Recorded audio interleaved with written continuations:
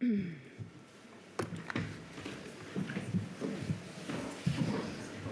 Lady, may I call the first witness for today, please, Baroness Arlene Foster.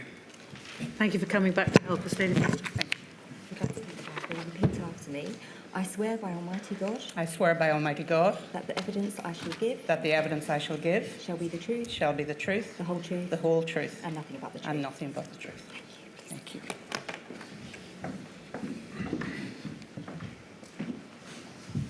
Thank you, Mr. Owen.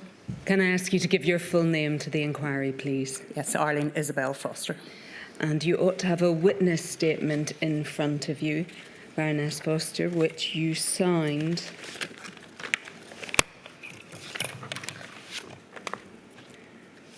just checking.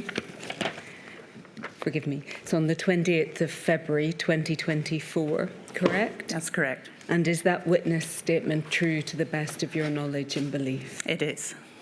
I want to start, please, by asking you about your background, if I may.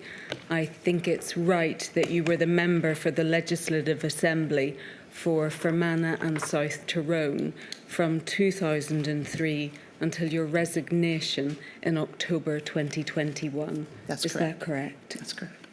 And I think that you were also the leader of the Democratic Unionist Party between 2015 and 2021. Is that also correct? That is correct. And during the course of that time, you held a number of ministerial positions.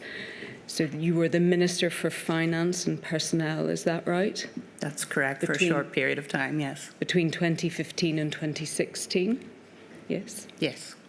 You were the Minister for Enterprise, Trade and Investment from 2008 until 2011, is that correct?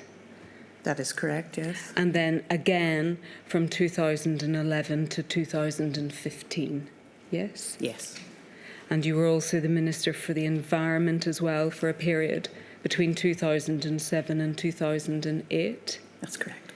You had periods of being the acting First Minister, I think, between 2010 and 2015, when Mr Robinson had to stand aside for temporary periods. Is that also correct? That is correct.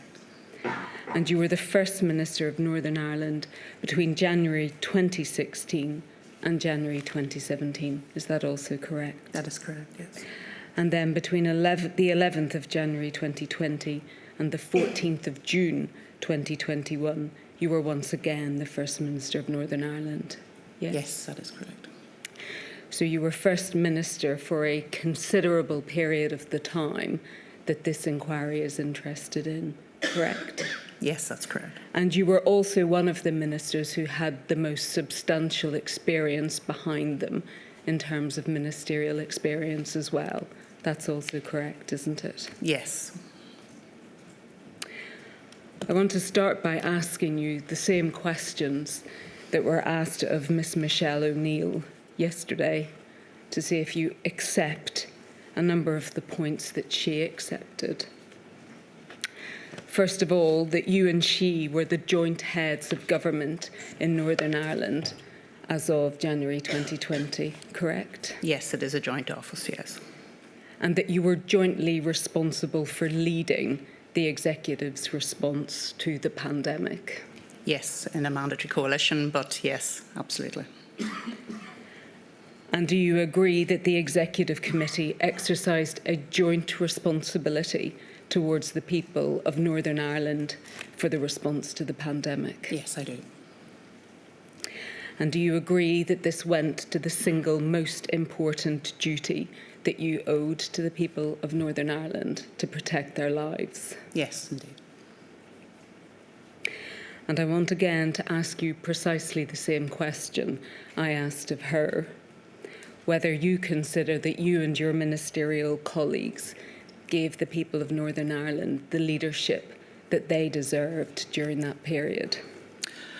Well, I have to say, my lady, it was probably the most difficult period of my political career. I think it has been set out that I've had a quite long political career, but I can say without any hesitation that dealing with the COVID pandemic was the most challenging and the most difficult time, and I've had some difficult times.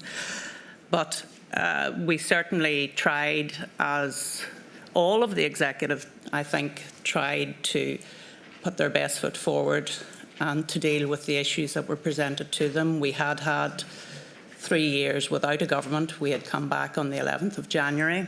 We had a lot of things to do because there hadn't been a government for 3 years.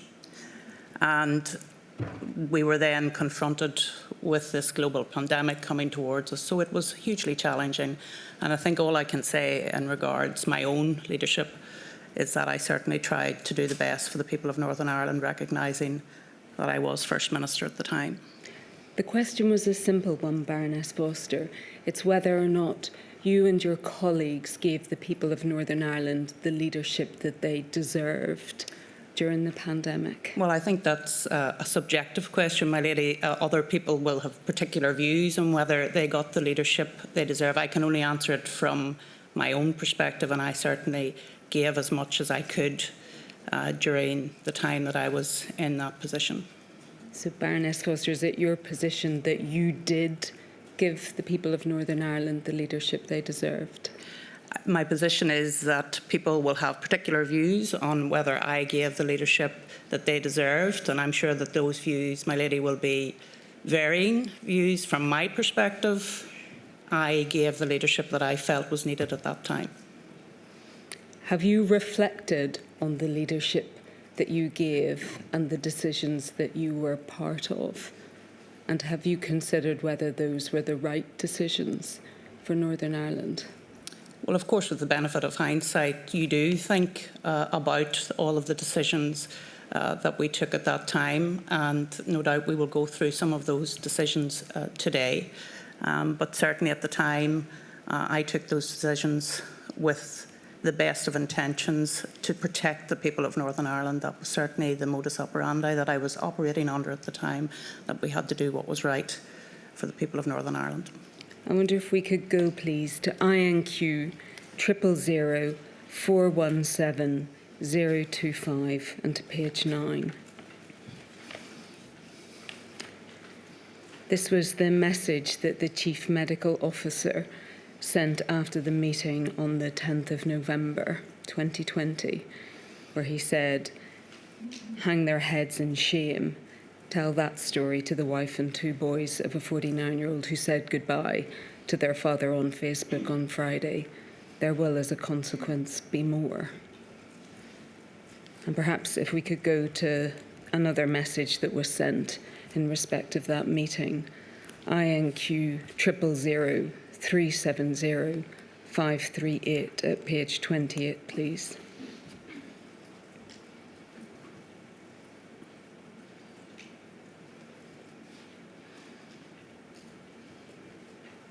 And it's the message at 1819. Thank you. A huge thank you. I don't know about you, but I'm out on my feet for what, when all's said and done, politics at its worst. Baroness Foster, when you see those sorts of views by a senior official, the Chief Medical Officer, set out in black and white in front of you in relation to one of the most critical junctures of the pandemic, does that cause you a moment's reflection about the leadership that you offered at that time? Well, of course, my lady, it does, absolutely. More than a moment's reflection, it has to be said.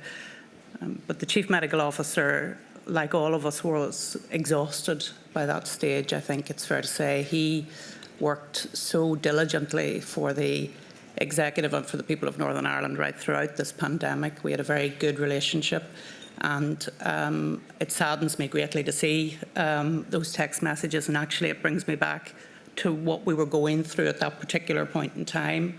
And it was an incredibly difficult point that we had reached, because the context of those messages is very critically important. And I think to get the context, we have to go back to September, October, people not actually abiding by the regulations, people tired, people fatigued by the regulations, people looking to the example, unfortunately, from some of the Sinn Féin ministers breaching the regulations in July, And so we'd reached a point where people were not listening as well as they had listened back in March, April time to the executive ministers, and that's a source of great regret.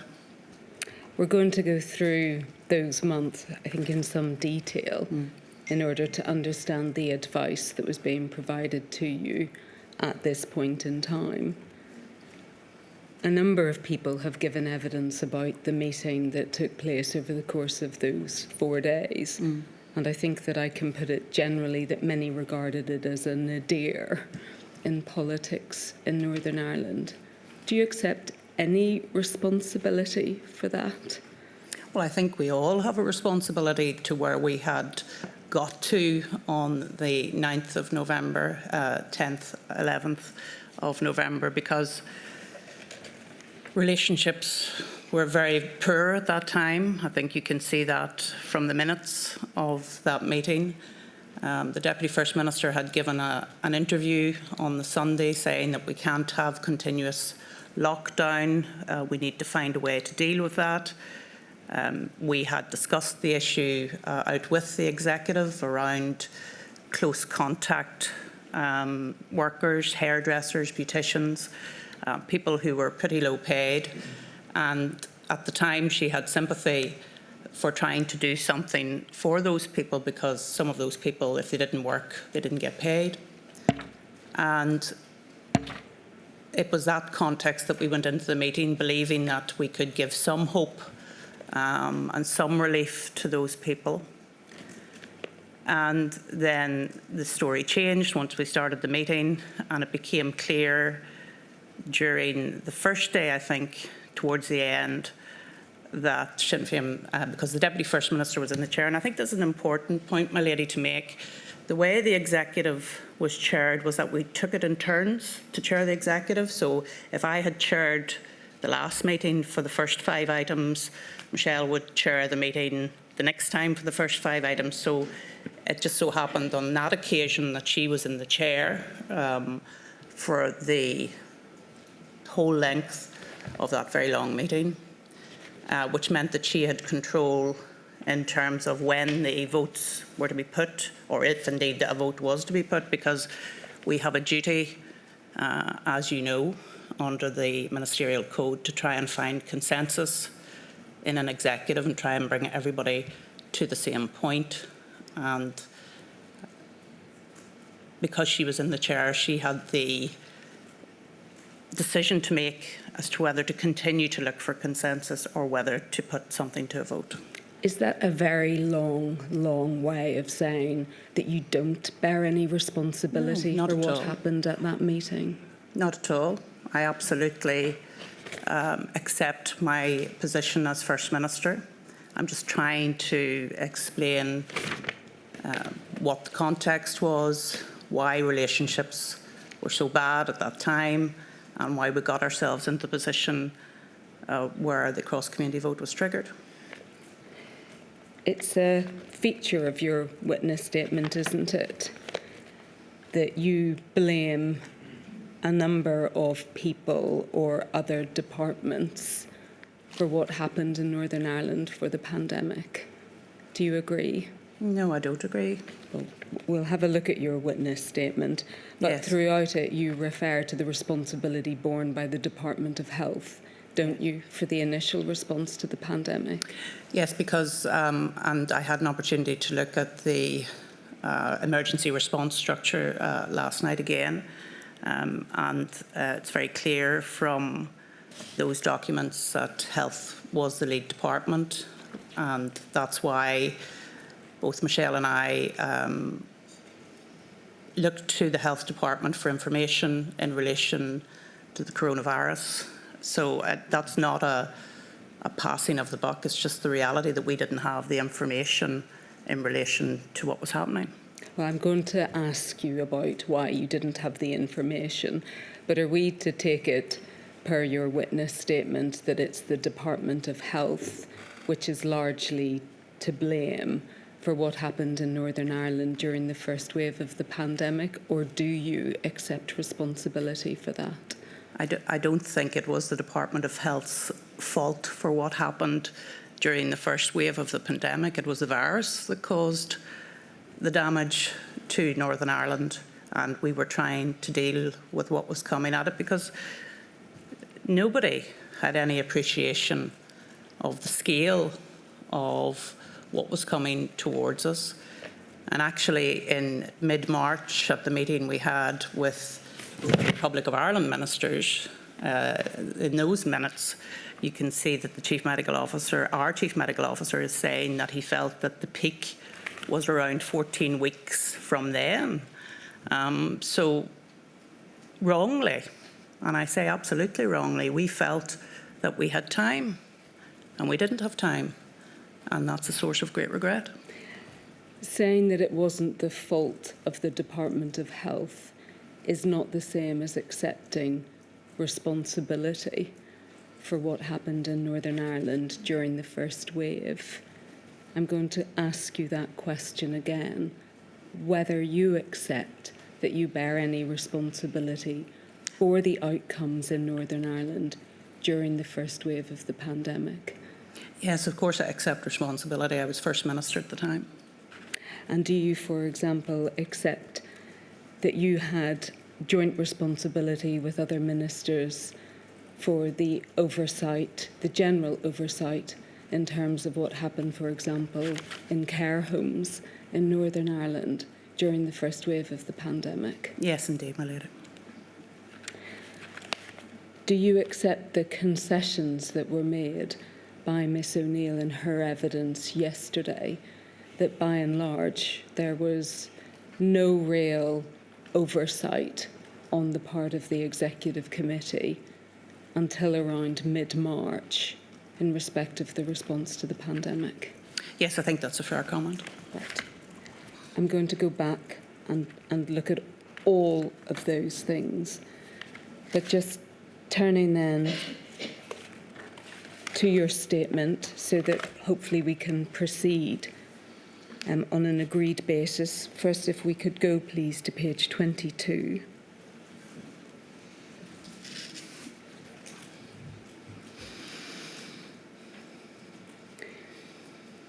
I'm just picking up paragraph 72 at around the midpoint, and the line that begins, however, with hindsight, we probably should have locked down earlier, given that this was a novel threat and the information and modelling was developing all the time.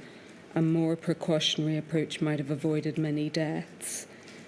In the event, Northern Ireland had lower case numbers than parts of England, and in particular London, when the national lockdown was announced, which meant that in comparative terms, Northern Ireland's lockdown took place when we were at an earlier stage. This helped to minimise the loss of life in the first wave, albeit I appreciate this will provide no comfort to those who did lose loved ones at that time. Correct? That's correct, yes. That obviously doesn't address the position in this second wave, does it? Do you accept, Baroness Foster, that you had more agency in relation to the second wave of the pandemic, and that you knew a very good deal more about Covid-19 during the second wave of the pandemic? Yes, I think that's right. And yet, despite all of that, do you accept that more people died in Northern Ireland during the period for which you had a greater level of oversight, perhaps, than wave one? Yes, I do accept that more people died during that period. And again, do you accept that you, jointly with others, also bear some responsibility that that was the outcome in Northern Ireland? Yes, I do.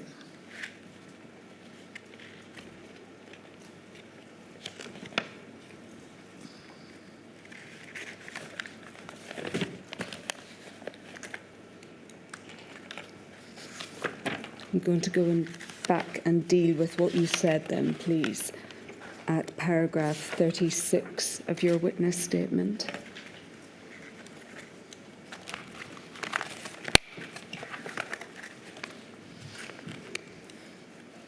And that's at page 11, please.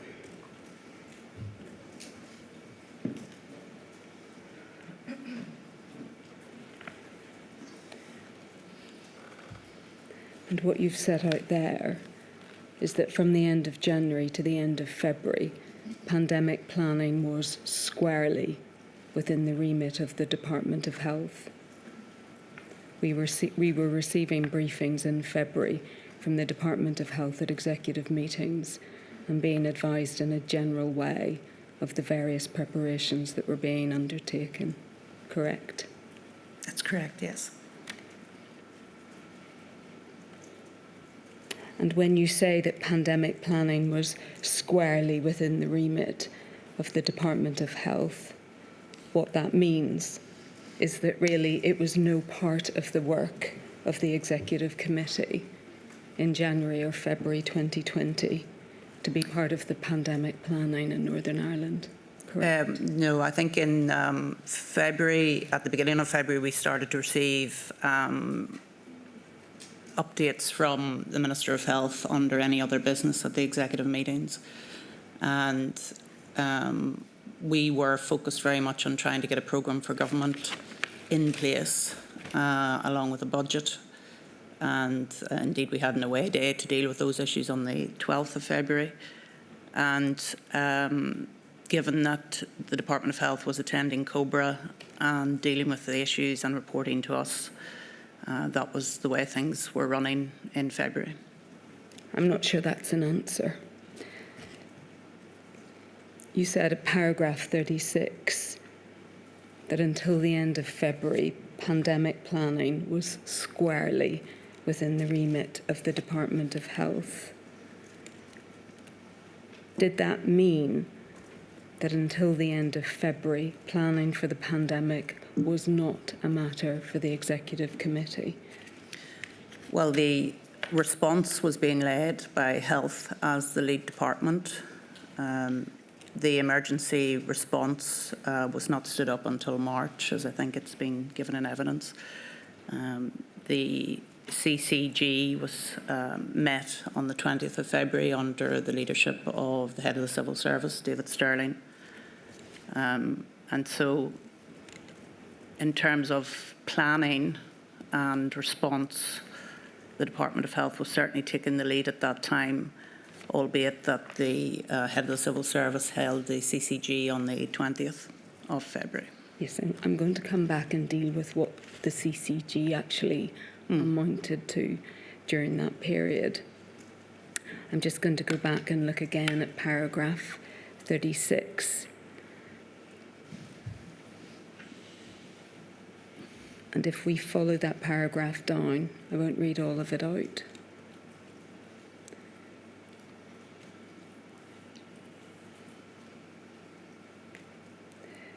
But as you can see, Baroness Foster, what you go on to say, having addressed the position to the end of February, you say this culminated in the Health Minister advising on the 16th of March that the Department of Health had been preparing for the last 7 weeks.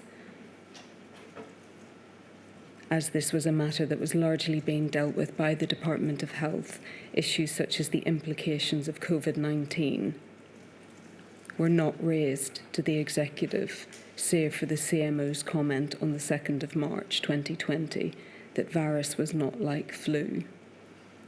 There was also no consideration at executive level of the appropriateness or otherwise of flu pandemic plans for managing the challenges a coronavirus might present. So really, is that an acceptance at paragraph 36 that really, until it got to the 16th of March, the Executive Committee really didn't have any role in the response to the pandemic in Northern Ireland? I don't think it's the case that we had no role in relation to coronavirus coming to Northern Ireland. I think that we had started to receive updates from the Department of Health at the beginning of February. As I say, the CCG was set up on the 20th of February, and planning was taking place, as I indicated, in the Department of Health, but also in other ministries as well. You've heard evidence from the Minister of Education, for example, that he was taking planning forward. So I think the setting up of the CCG was an indicator to the departments that they should be planning, albeit on pandemic flu readiness. And then we were told on the 2nd of March that it wasn't like flu, it was actually different. I think you'd been told long before then that it wasn't like flu, weren't you? Not to my recollection. Right, well, we'll have a look at what you were told, and I will take you to that. But I wanted to start with the NICMA protocol of 2016. Yes. Because I think that's what you were referring to when you were trying to explain why the Department of Health was responding to the pandemic. If we could go to that, please, at INQ 000 092739. And if we could go to paragraph 1, please.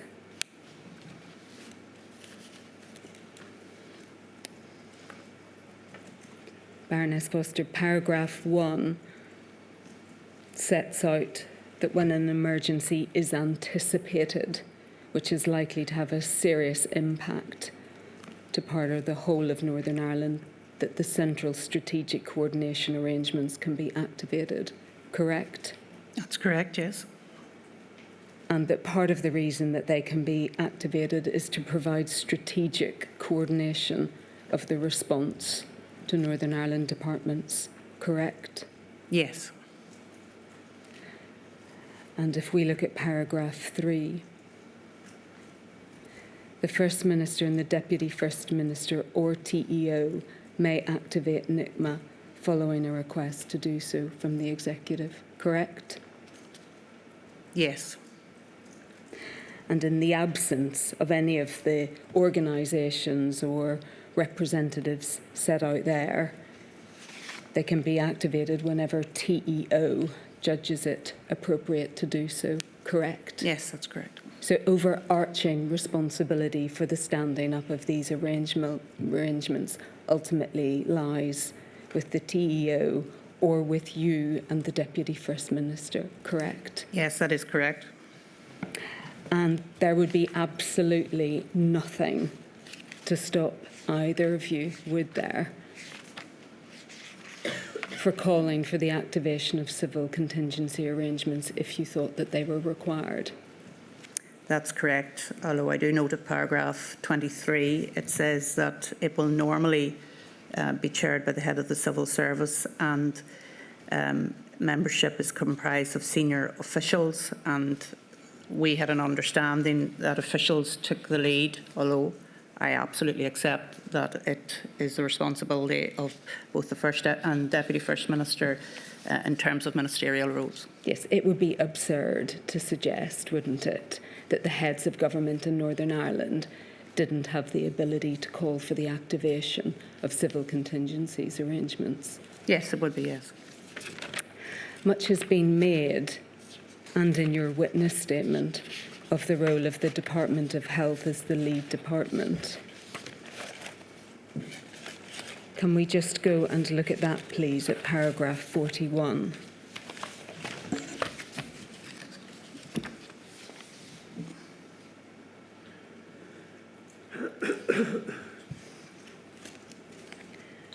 Sets out there the lead government department has a key role in NICMA. It has expert knowledge of the cause of the emergency, which it can apply to inform the response by formulating a prognosis, so allowing other emergency responders to understand the implications for their sectors and areas of responsibility. Under NICMA, it's possible that there may be multiple lead departments in a multifaceted emergency, correct? That is correct, yes. Can you help as to what decision you made or were aware of that determined that the Department of Health would be the lead government department? Well, my lady, we determined that because the Minister had been attending COBRA meetings alongside the Minister of Health for the Westminster Government, the Scottish Government and the Welsh Government. He was reporting back to the Executive on those occasions that he attended those meetings. And the coronavirus was a health emergency, which is why we felt that the Department of Health was the lead department. Did you actually make a decision to that effect? I don't think that it was minuted that we'd taken a decision, but that was the way it developed because of the fact that the Minister was attending those meetings. And you'll agree, I'm sure, that paragraph 21 and this description of a lead government department having a key role in no way obviates or impacts upon the powers that you and the Deputy First Minister had in the context of a civil contingencies emergency. Do you agree? Yes, I do agree, yeah.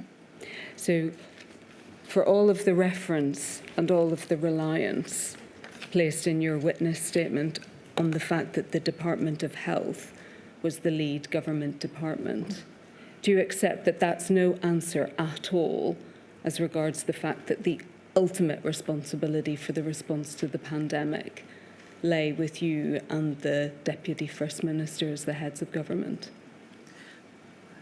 Well, as you know, my lady, we have a different form of government here in Northern Ireland. The First Minister and Deputy First Minister in Northern Ireland do not have the same powers as our counterparts in Scotland and Wales in terms of directing ministers, particularly if those ministers are from a different party than those which we were in. Therefore, we have to use our soft power, as I call it, to try and work with all of the ministers. We can't direct those ministers, but we have to try and find common ground where we can all move forward. And I really believe that I had tried to do that with the Department of Health to try and have as much information as we needed to try and move forward. Of course, with hindsight, we didn't have as much information as we should have had at that time, and I regret that deeply. Well, I think we've already established that this protocol doesn't in any way inhibit you or the Deputy First Minister or the Executive Office from activating civil contingencies arrangements, correct? That is correct, but I do think, having reread the document again, my lady, that it's a document that doesn't reflect the realities of mandatory coalition, and I think it's something that needs to be revisited to reflect those realities. We've already heard evidence from Mr. Swan, and he confirmed that in February 2020, he brought the issue of the response to the pandemic to the Executive Committee under paragraph 2.4 of the Ministerial Code, correct? Yes, that's correct. And it was brought before you, wasn't it? Because the response to the pandemic was, on any view, a significant matter, yes? Yes, it was. Under our rules, there are elements within departments that don't need to come to the Executive, but if something is cross-cutting or significant or controversial or indeed involves financial spending, then it should come to the Executive. But it came to the Executive under any other business. It did not come in the form of a submission to the Executive. Did you ever ask for a submission to come to the Executive from the Department of Health during February 2020? No, because there was no decision being asked of us from the Department of Health, and therefore the update that was given to us by the Minister of Health was something that seemed fine to us at the time. There was nothing to stop a submission being put forward. It didn't need to make a recommendation, did it, in order to provide you with a full and proper update as to pandemic planning in Northern Ireland? I don't have the power to ask other departments to bring submissions, my lady. Sometimes ministers will decide to bring submissions if they feel that they want to get the backing of members and to say that they've brought a paper explaining what is happening, what is going on. But the Department of Health, and I'm not criticising them for this at all, I'm just saying they came with a verbal update. It was not a written submission. You say you don't have the power to ask. Did you mean by that you don't have the power to direct? Direct, yes. Yeah. Sorry, You I do do have the have power the to power ask. to request, and sometimes during the minutes you will see that I did request some things would happen, but I don't have the power to demand that something comes forward. Baroness Foster, you're surely not trying to suggest to this inquiry that in February 2020 you were so impotent that you didn't have the ability to seek proper and detailed information as to what the response to the pandemic in Northern Ireland was? No, that's not what I'm suggesting at all. What I'm indicating is that we didn't receive a paper. I did not have the direction power to ask for a paper. I'm simply saying we received a verbal update from the Minister of Health, and that's how we proceeded during February. Yes, it's because you didn't ask for anything more that was the way information was provided to you. That is correct, isn't it? I could have asked, but he could have decided I don't have time, and therefore I'm going to continue with my verbal briefings because, as I say, he wasn't asking for any decision at that time. Once he started to ask for decisions to be made, submissions came to the executive. You collectively were responsible in February 2020, weren't you, for understanding Northern Ireland's state of readiness and what was being done in Northern Ireland to plan for a pandemic, yes? Yes, that's correct. And all that happened is that Mr. Swan came to those meetings and provided you with an update, correct? That's correct. You didn't seek any papers from within the executive office, for example, asking for detailed information about testing, did you? Well, testing would have been a Department of Health issue, but you're right, I didn't ask for any papers from the Executive Office because it was health, as I think I've indicated, that was leading on our interaction with the UK Government and indeed other devolved administrations. The fact that health was leading, Baroness Foster, doesn't in any way remove the responsibility that you had overarchingly with your executive colleagues for the response to the pandemic. Can we at least agree that? That's absolutely the case, and NICMA was set up on the 16th of March in terms of a response to the pandemic. NICMA is not a planning body or structure. The planning takes place in the different departments. And I think you've heard evidence from officials to say that if officials had have been taken out of departments earlier to stand up NICMA, then they wouldn't have been doing the planning work in their departments, and the response part of our structures was not needed until March time. I think the first death was in the 19th of March.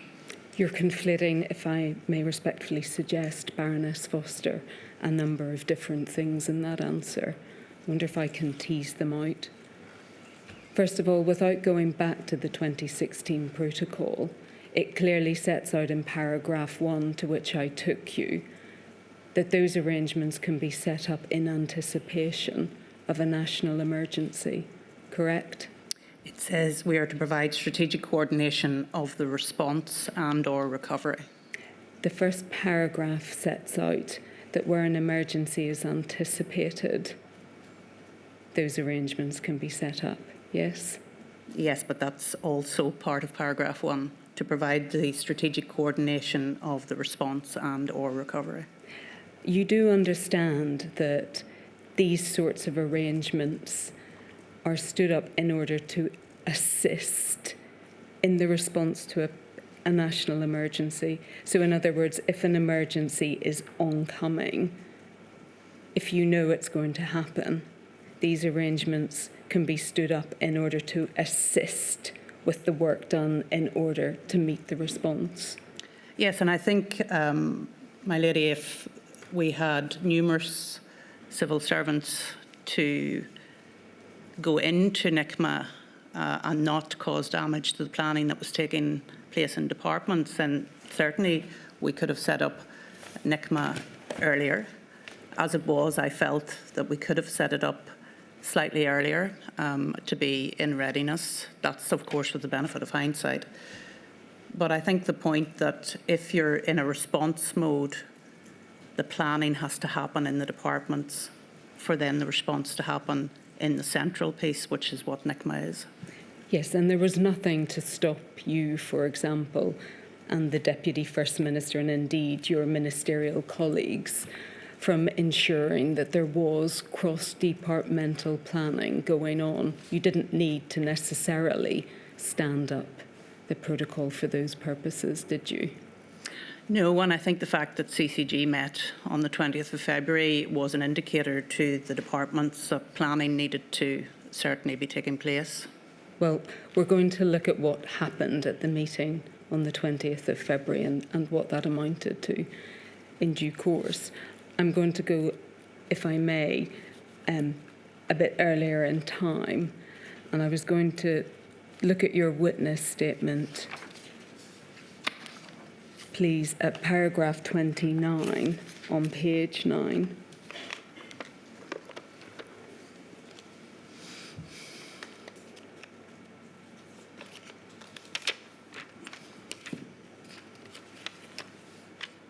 And again, just about 6 lines down at paragraph 29, you say, I cannot recall precisely when I became aware that the virus was capable of asymptomatic transmission. And you refer to the handwritten notes of around that time, and I think you're referring to the end of February 2020, yes? Yes, that's correct, yes. If we could go, please, to INQ 000 391 226.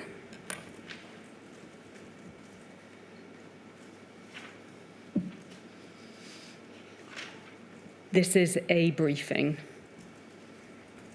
that was provided to you on the 30th of January 2020 after No, a it's Cobra to meeting. PS First Minister. I didn't see this. It went to PS First Minister, which means the private secretary.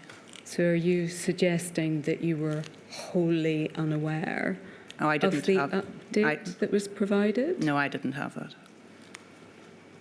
The Deputy First Minister, the then Deputy First Minister, Miss O'Neill, appears to have been aware of it.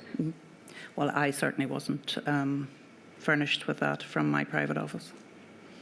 Are you quite sure about that? Well, I've certainly no recollection of it. I mean, one of the things that would seem perhaps extraordinary,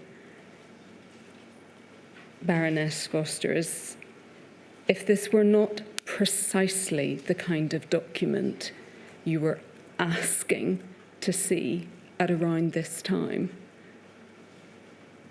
At the end of January? Yes. No, I have no recollection of this document. So Minister Swan was attending Cobra, correct? That is correct, yes. And in fact, 2 Cobra meetings had taken place by this time. Yes? Yes. One might have thought that this is precisely the sort of information that would be provided to you and that you would want at this time in order to understand why Cobra was being convened and what information was being Indeed, and provided. as you know, we did get that verbal update, my lady, on the 2nd of February from the Minister. Can we just go through this, please? And could we please go to page 3, paragraph 2?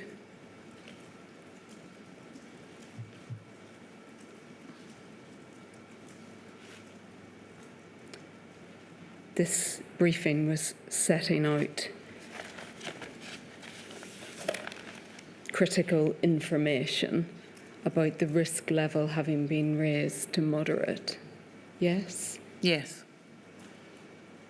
It was setting out that the pandemic, or that COVID-19 could become a pandemic. Yes? Yes. And if we go to page 3, paragraph 4, please,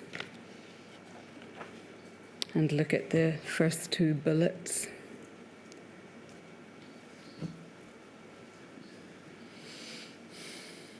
We can see that it was setting out that the modelling was spreading throughout China and globally, correct? That's correct.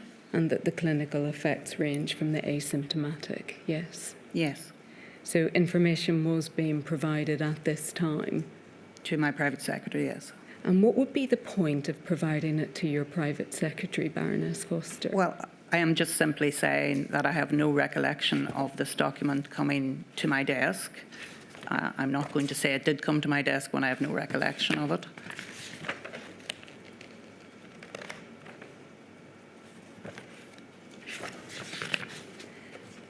And are you saying that because the information in it is of a surprise to you, or is this information that you knew at the time? No, well, I think it probably forms the basis, my lady, of what the Minister of Health brought to the Executive on the 2nd of February, although I can't confirm whether he talked about asymptomatic issues or not, because I'm unclear as to when I learnt about it. The range was from asymptomatic to relatively mild through to pneumonia.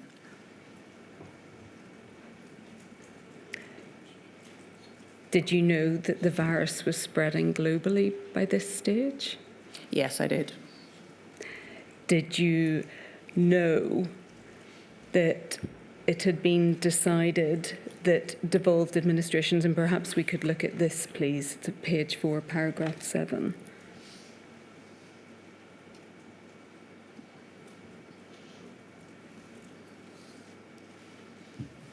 That devolved administrations were to review their reasonable worst-case scenario pandemic plans for preparedness?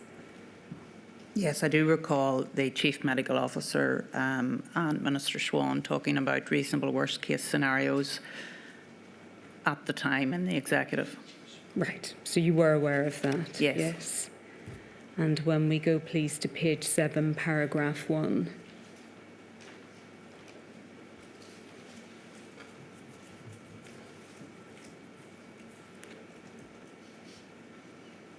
The additional information that the elderly and those with existing health conditions would be disproportionately affected. Yes.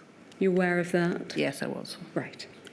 So what information in this briefing was known to you, or sorry, was not known to you? Well, I think at the end of issue around January? asymptomatic transmission probably is the only issue that wasn't brought to the, well, it may well have been brought, but I have no recollection of it, to the Executive.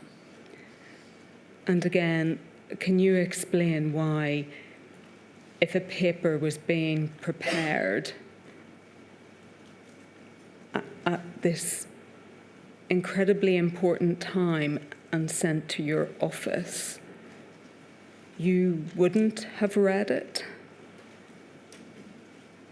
I wouldn't have read it. Well, Why it wouldn't had to come to me for me to read it. That's the point I'm making. Sorry? It had to come to me in order for me to read it. So do you think that perhaps someone in your office just decided not to provide it to you? It may have been read by the Special Advisor or the Junior Minister, but certainly, my lady, I'm just being completely truthful. I have no recollection of seeing this paper. So Which junior minister? Oh, the Junior Minister under Junior Minister Lyons. Right. Yeah. Or indeed the Special Advisor, because I think, as you're aware, my lady, my Special advisor was a medical doctor, Philip Weir.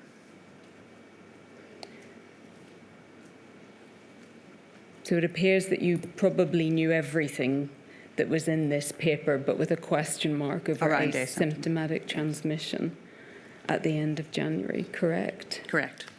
So you must have wanted to know then what the reasonable worst case scenario was and what that meant for Northern Ireland, yes? Yes. That would be an obvious question, wouldn't Yes. it? So where do we see you asking about that and what the implications of that are for Northern Ireland? I think we were briefed on the reasonable worst case scenario, certainly in an executive meeting by the Chief Medical Officer. I can't remember the date, would have been either mid-February to early March. He would have talked about the reasonable worst case scenario, because the reason I remember that phrase is that, not being from a health or medical background myself, there were a lot of different phrases coming forward, my lady, that needed to be understood. In fact, there was an enormous amount of medical terms coming towards us at that time, and we were asking what they meant.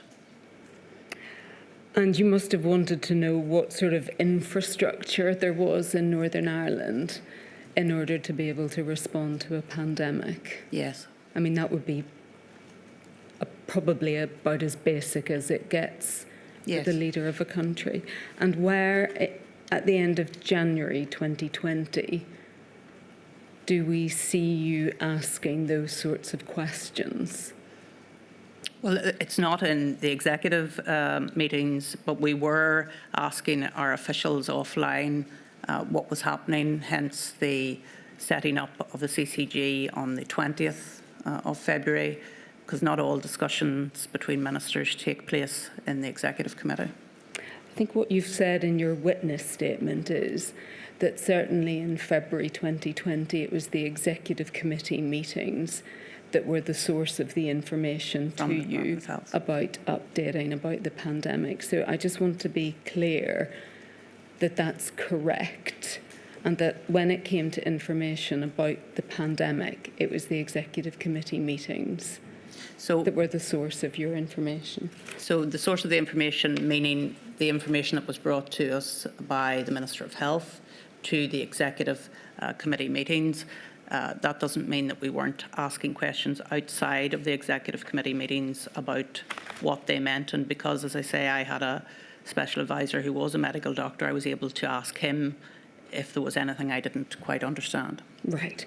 So when we get to February 2020, what were you being told then about the plans that existed, the infrastructure that existed to respond to the pandemic in Northern Ireland? So, of course, there's two elements to that, my lady. There's the health infrastructure that needed to be in place, and then there's the infrastructure to deal with whatever was coming in terms of the pandemic. And not all pandemics, of course, are of the same scale as what came towards us, because in the past we'd had swine flu and issues like that, and of course they weren't of the same scale as to what was coming. So we were taking advice as to what needed to be done. And as I say, that's why CCG was stood up on the 20th of February. So is every question that I ask you about planning and what you knew about, is it going to come back to the setting up of the CCG meeting? Well, I think those were our emergency response structures, yes. So coming back to my question then, in terms of what you were told about the infrastructure that existed in Northern Ireland to respond to a pandemic in February 2020, what were you told? Well, we were told about the Department of Health's preparation, although that didn't really come to the executive until March, when we heard about their surge plans and what they were doing in hospitals. Again, in the Department of Justice, they were looking at mortuaries and having to deal with those who had passed away and how they could deal with that at a site in Belfast. The Department of Education were setting about planning, although it was something that we didn't want to consider what would happen to schools in those sorts of circumstances. So there were plans being undertaken by the different departments. I think all of those plans all involve getting to a stage, if you're talking about the sensitive plans on the part of the Department of Justice or hospital plans. Those are all about what you do once the virus is in a country and once the worst has happened. What was happening? What were the plans in Northern Ireland to stop the worst from happening? Sorry, I don't understand the question. Well, the sorts of plans that you're talking about are what happens when the virus has reached Northern Ireland Yes. and is causing hospitals to be overrun and causing schools to shut down. Yes? Yes. What were the plans in February to try and stop that from happening in the first place? Well, my lady, I think it was the policy to delay and then contain the virus. I don't think at any stage there was any suggestion we were going to be able to keep the virus from coming to Northern Ireland. I think it was accepted that it would arrive here, and it did in late February, as I recall, arrive into Northern Ireland. I'm going to go to the Executive Committee minutes from February 2020 to consider the extent of discussion that there was with the Minister for Health. And if we could go, please, to INQ 000 065 706. We don't have a minute for the 2nd of February. Baroness Foster, this is the first one that we've got. And I think that we have to go to page 5 before we get to it.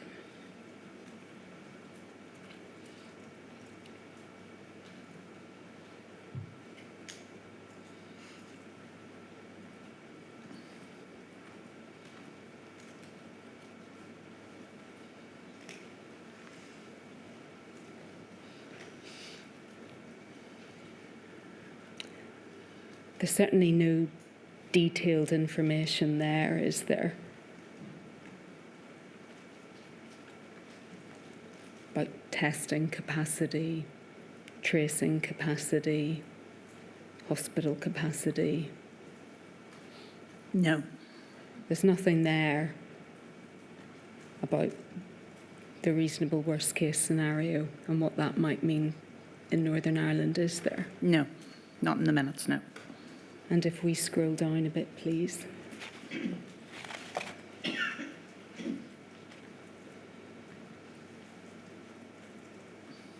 No one asks any questions about that either, do they? No, I think we were definitely, my lady, in receive mode in respect of what Robin was telling us in connection with what he had learnt from both COBRA and from both his own and from his own advisors as well. Could we go, please, to the next meeting? INQ 000 065 692. And could we go to page 3, please?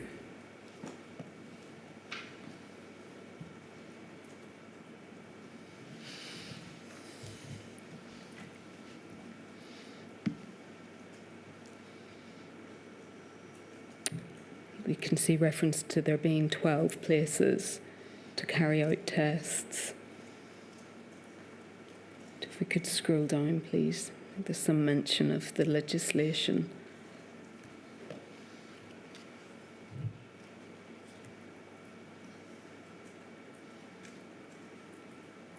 Reference a few lines down, thank you, to the health service being in containment phase. I think there's some measures in emergency legislation, and the items set out below, those are all items to do with the emergency legislation. Yes? Yes.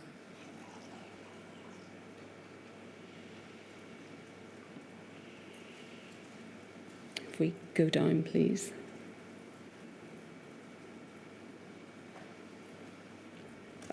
Thank you. We've seen before there's a reference to coronavirus C above, but there doesn't appear to be any further discussion. Yes? Yes.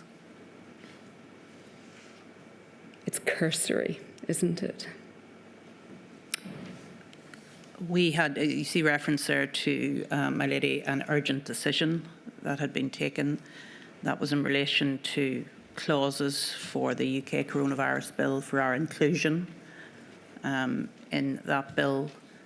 So that indicates that we were doing things outside of the executive in terms of preparation. The bill. Yes, those had been approved by the First Deputy First Minister before they went. So the regulations that had been drafted in the United Kingdom were amended for the purposes of Northern Ireland, correct? Correct. So to the extent that that amounted to any planning, that was just the amendment of regulations that had been drafted in another place, correct? Yes, but it was important, my lady, that we had the appropriate legislative cover for Northern Ireland because our legislation is slightly different. We're still operating under the 1967 Public Health Act, which had been amended in England and Wales, but hasn't been amended in Northern Ireland. But that doesn't amount to any sort of substantive planning, does it? In terms of infrastructure, testing, ensuring that there's hospital capacity. It doesn't touch on any of those things, I does do it? accept that it doesn't touch on those things, but I also say that it's important to have the legislative cover to act if and when we do need to act. Well, that might be thought to be the very least of it. Don't you agree? Well, I do think having legislation in place is, I wouldn't describe it as being at the very least of it. I think it's important that it was there. Can we go to the minutes, please, at INQ 000 273 788? This is the 24th of February. Baroness Foster, and I think if we go, please, I think we have to scroll all the way to page 9.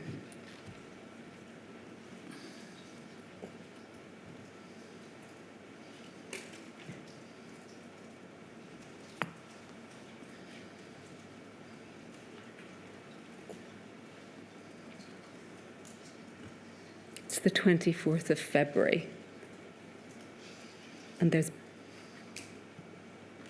barely anything in these notes about COVID-19. Do you agree? Yes, I do agree, yes.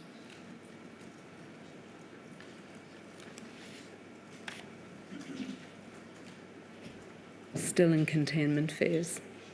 That's pretty much it.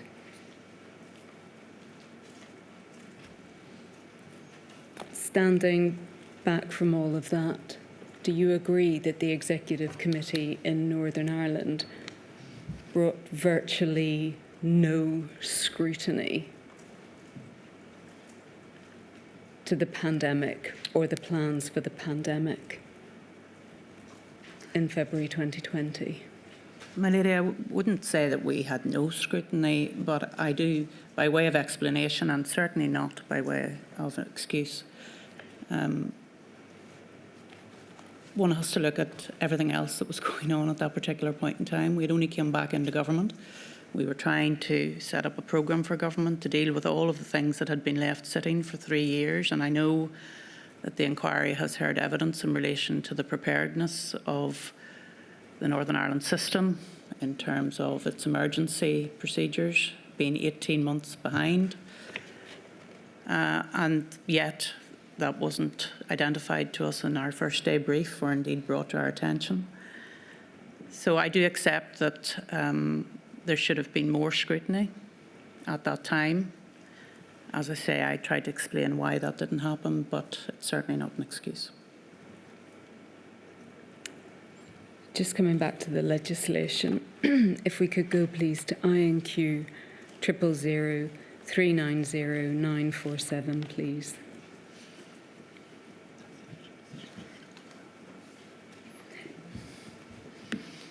So we can see this is a reference back to the urgent decision, I think, that you were referring to. Yes? Yes. And we can see at paragraph 2, the Minister sets out that it's a cross-cutting issue, that he was taking the lead, yes. Yes. And I think we can be clear, and he's explained this, that despite that he was the health minister and that this bill touched upon many aspects of other departments, that nonetheless he was the person who was sponsoring it or bringing it forward, correct? That's correct, yes. And if we go, please, to page 2.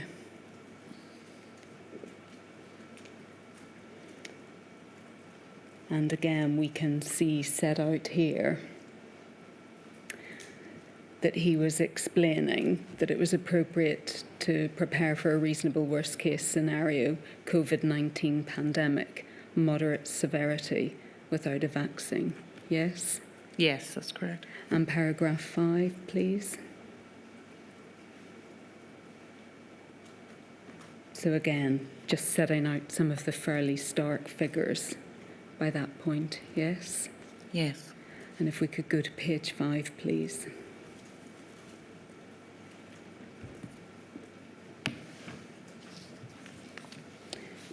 This sets out, doesn't it, Baroness Foster, for example, that previous exercises had identified gaps in capabilities.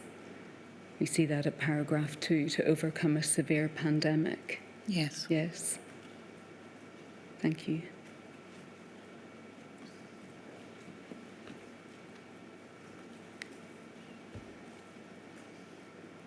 And reference there to some of the work programme, yes, related Yes. to the bill. So again, just to be clear, that was in the middle of February. So again, reinforcement, do you agree that what was being prepared for was this reasonable worst case scenario? Yes. Yes, and I think it's interesting that in that paragraph that describes the reasonable worst case scenario, again, it's indicated that we're using our pandemic flu plans as the way forward. And that was certainly my recollection at the time.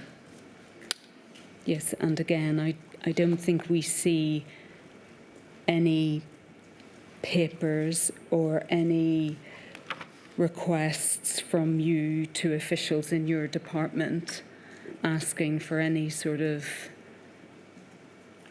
briefing, submission, detail on what the worst case, the reasonable worst case scenario, how that might eventuate in Northern Ireland. Yes, as I've indicated, the Chief Medical Officer would have briefed us on that issue, although I accept it's not in the minutes as has been shown to me. Yeah. And as I've indicated as well, my special advisor was a medical doctor, so I would have asked him what that meant.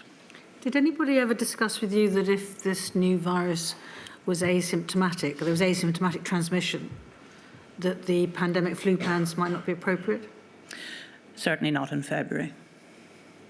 Can you remember roughly when that was first? I have a recollection of an executive meeting, I think it was in March, when we were talking about the transmission of the virus and the Chief Medical Officer indicating that it could be lifted from surfaces and that was a huge problem and why social isolation was something that we had to look at, and making sure that everybody, you know, the basics of washing hands, not touching your face after you've touched a surface.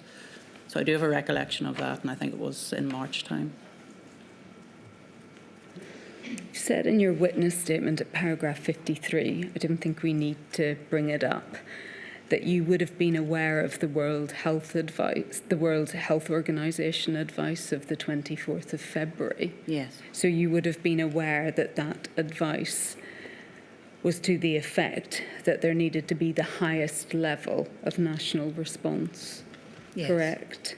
That's correct. That there needed to be ensured an all of government and all of society approach. Yes. With non-pharmaceutical Intervention. public health measures, yes. Yes. And that there needed to be active, exhaustive case finding and immediate testing, isolation and painstaking contact tracing, yes. and rigorous quarantine. Yes. Yes. And again, despite you apparently being aware of that advice having been given, there's no evidence, is there, that you sought any briefings or asked for any detailed papers to be provided to you, setting out, for example, what that sort of all-society approach might require in Northern Ireland? Do you agree? I do agree, but I would have thought that the setting up of our emergency structures would have been the all-society response. And I say response in terms of when the virus came to Northern Ireland. So, again, sorry, just to be, I want to be clear whether or not you're talking about the institution of the CCG meeting, or are you talking about the response on the 16th of March? The CCG meeting was the beginning of our emergency procedures being put in place, but as you are aware, my lady, the actual structure wasn't put in place until after the 16th of March.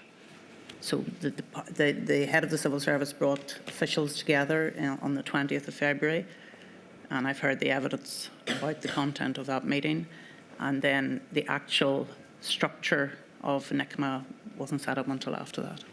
Okay, I wonder if I could bring up, please, paragraph 38 of your witness statement.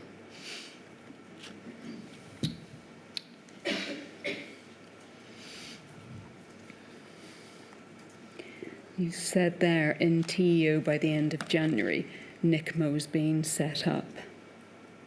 And I believe officials were looking at those aspects of emergency arrangements that fell out with the health portfolio. Can you just be clear as to what you mean by NICMA being set up by the end of January? I think that's not exact. I can see why you would ask that question, because that's not phrased in the appropriate way. NICMA was being set up. I think what I mean by that, it was being considered as to when it was going to be put in place, as opposed to being set up. So I do apologise to the inquiry for that clumsy wording. Well, it's not clumsy, it's just not right, is it? Yeah, absolutely. Well, in terms of, there were discussions taking place about NICMA, but it wasn't being set up at that time. That's correct. In terms of your awareness about the state of civil contingencies arrangements in Northern Ireland, you, I think, say in your witness statement at paragraph 21, I don't think I need to take you to it, that you were not aware of the January 2020 paper about sector resilience in civil contingencies. That's the paper that said that Northern Ireland was 18 months behind the rest of the United Kingdom. That's correct. I wasn't aware of that paper. Did you know that within the civil contingencies branch in Northern Ireland there was regarded to be a critical lack of resources in January 2020? No, I did not. And as I've already indicated, my lady, it was not flagged as an issue of concern in my first day brief. Were you aware of the PwC report, known as the Futures Report, which was written in November 2019 and which made 85 separate recommendations about civil contingencies in Northern Ireland? No, I was not aware of that. Were you aware of a paper that was provided to the TEO board on the 25th of February that said that civil contingencies arrangements in Northern Ireland hadn't been reviewed for the past 20 years, and said that a review was needed in order to ensure that effective arrangements are in place in the executive to support wider citizens and wider society in the event of an unforeseen emergency event or situation? No, I wouldn't have been privy to TEO board papers.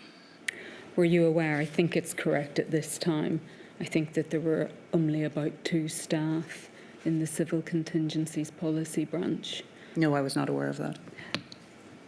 And are you, or were you not aware of any of those things because you hadn't asked any questions about civil contingencies capacity in Northern Ireland?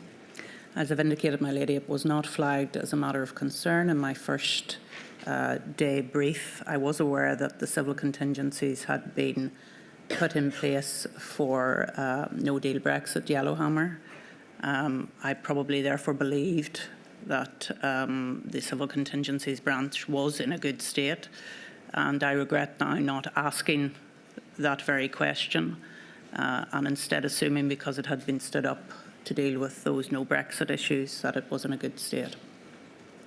Why would arrangements that had been designed for an EU exit be necessarily suitable or appropriate for the kind of response that might be required in the context of a pandemic?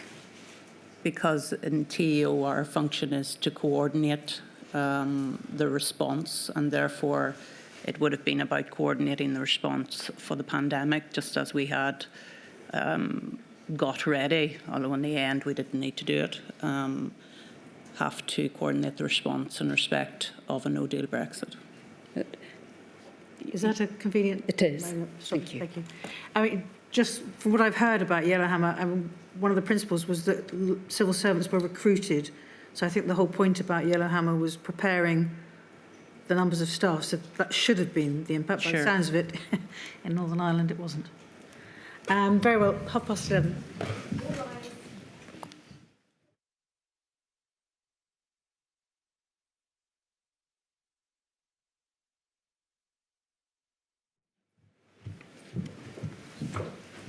Stop it. Thank you.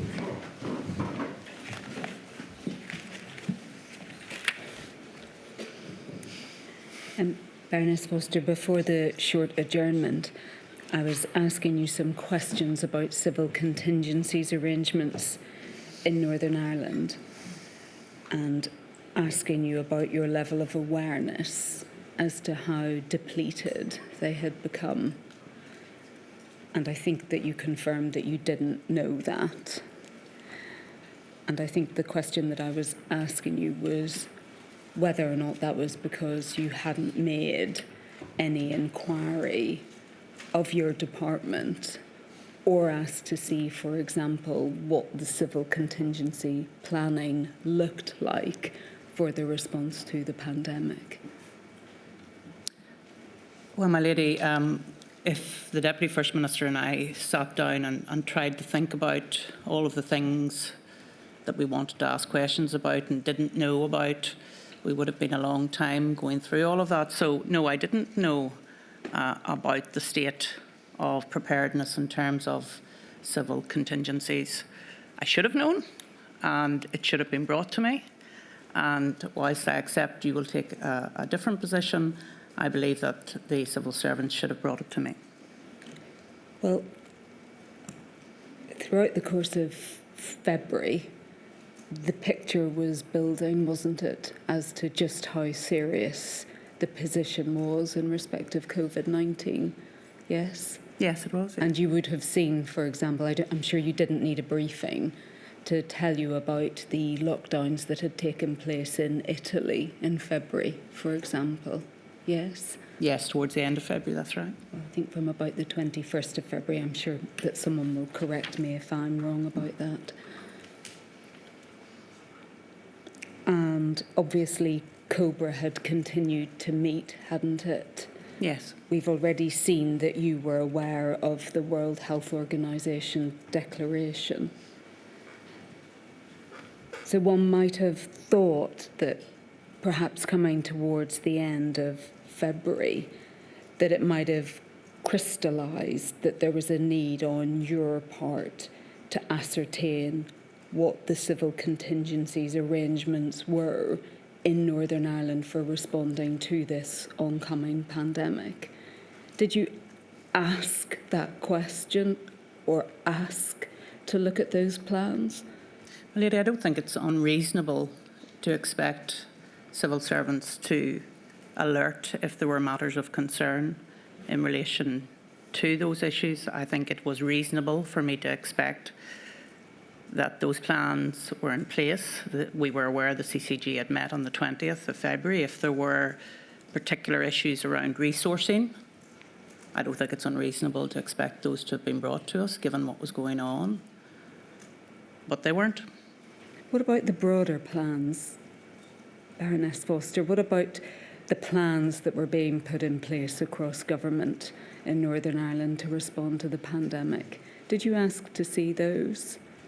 I have no right, my lady, to demand that those plans are brought to me, because I've already indicated I don't hold the same position as the Scottish First Minister or the Welsh First Minister. I'm in a mandatory coalition where each department has their own remit, and therefore I would have been satisfied that the CCG had been stood up and that the departments would be working to their plans.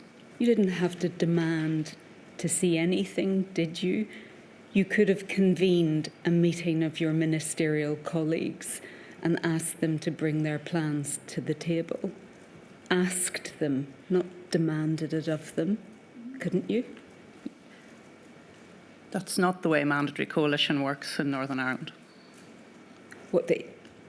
In the face of a global pandemic, you can't say to your colleagues, shall we sit down together and work out what we're all doing to respond? I think it's clear from the minutes later on that when we did try and have a more collegiate central role in terms of the pandemic, that we were pushed back on that, because people understandably, and I'm not criticising colleagues for this, believe that they have their own remit in their own department and that they are the lead person in respect of that. I respect that because I've grown up in politics through the mandatory coalition system.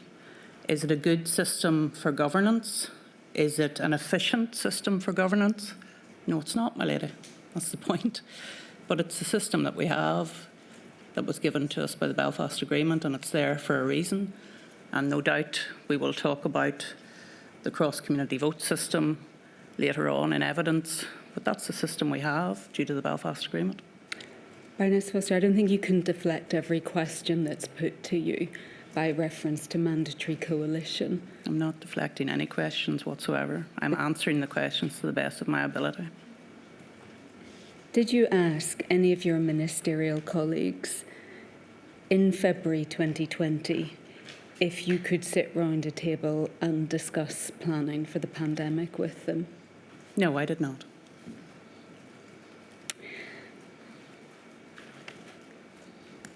Could we look, please, at paragraph 68 of your witness statement?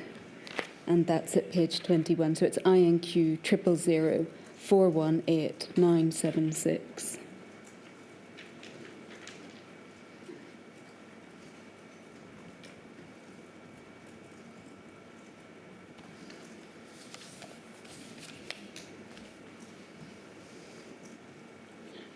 And the first couple of lines of that lead, as DOH was leading the pandemic response, NICMO is to be activated when DOH asked for it to be activated.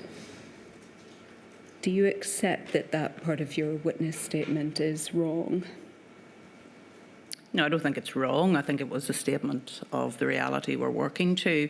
If you're suggesting that I am saying that we couldn't have set it up, that's not what I'm saying. I'm saying that it was to be activated when DOH asked for it to be activated. And if you look at the correspondence between officials at that time, they were waiting for the health department to ask for it to be activated.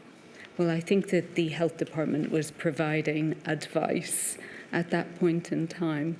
It doesn't appear that they were seeking to say that this meant that TEO couldn't stand up the civil contingencies arrangements. Well, I think there is, in some of the emails, that it was too soon to set up the civil contingencies because it was going to take people away from planning. So I think that is the case, that we were waiting for them to say when was the optimum moment to set it up. So, and again, can we just be clear about this? Is that your evidence then that whether or not to set up civil contingencies arrangements was something that you were waiting to be told by the Department of Health? Not been told, but they were the lead department, and I know that that's not something that the inquiry likes to hear me say, but that's the reality of the way we were working at that time. They were the lead department, and therefore we were waiting to hear from them. And even though these were the civil contingencies arrangements for the whole of Northern Ireland, not for the Department of Health. But it was principally a health emergency. When did it stop being principally a health emergency in Northern Ireland? I think when we started to implement non-pharmaceutical interventions. So on the 16th, in and around the 16th of March, or later than that? In and around the 16th, I think schools closed from memory on the 18th of March. And at that time, we had been speaking about vulnerable elderly people and shielding as well. So it became a non-health issue then, because it was obviously impacting on society more broadly. And the part of this paragraph that I actually wanted to go to was the second line. However, TEO had been making preparations prior to this, as set out in their submission of 3rd of March 2020 on COVID-19 preparedness and response. TEO convened a meeting of the CCG on the 20th of February and had begun daily engagement with Cabinet Office, Civil Contingency Secretariat and other devolved administrations. Yes? Yes. So again, just coming back to that, as I understand your evidence, Baroness Foster, that is the principal part of the TEO that was responding to the pandemic. Is that right? Or that was the structural response in Northern Ireland in the TEO Yes. to the pandemic? So there was a single meeting, wasn't there? One meeting on the 20th of February 2020 before the 18th of March. Yes, that's correct. Correct? That's correct. And have you seen, it's been shown to a number of witnesses, what was discussed at that meeting and what the priorities were? Yes, I think I have seen that, yes. If you have, because I don't want to be unfair, but if you've seen it, perhaps we could bring it up. INQ 000 023 220.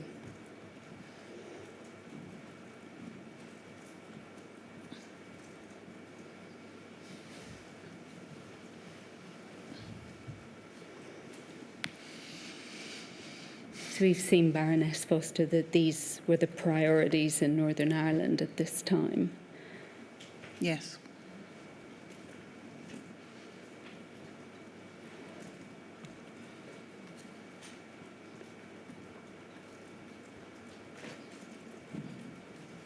Do you agree that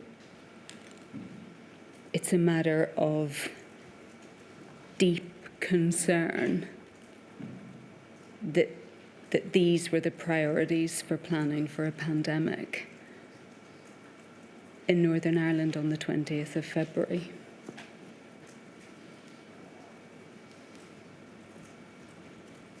I think those were the first three are issues of concern that have obviously been brought by the different departments. The last bullet point in terms of readiness, my lady, is to give an indicator to the different departments that they need to get ready for the reasonable worst case scenario. I think you're misunderstanding me, and perhaps I didn't ask the question clearly enough. Do you consider it to be a matter of deep concern that these are the priorities in Northern Ireland in February 2020 for planning for a pandemic? But the CCG is a coordinating role. The different departments would have been planning in their own particular way. Those are issues of concern that have obviously been brought to the centre. That's why they've been registered in the way that they have. And then the different departments would work through their issues with their ministers. So you don't think it's a matter of concern then that those were the priorities?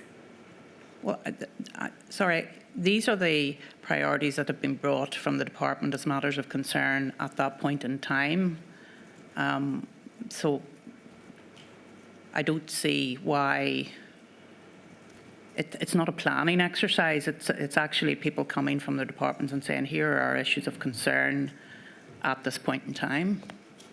So what this seems to suggest is that these are the most important things that need to be done in Northern Ireland.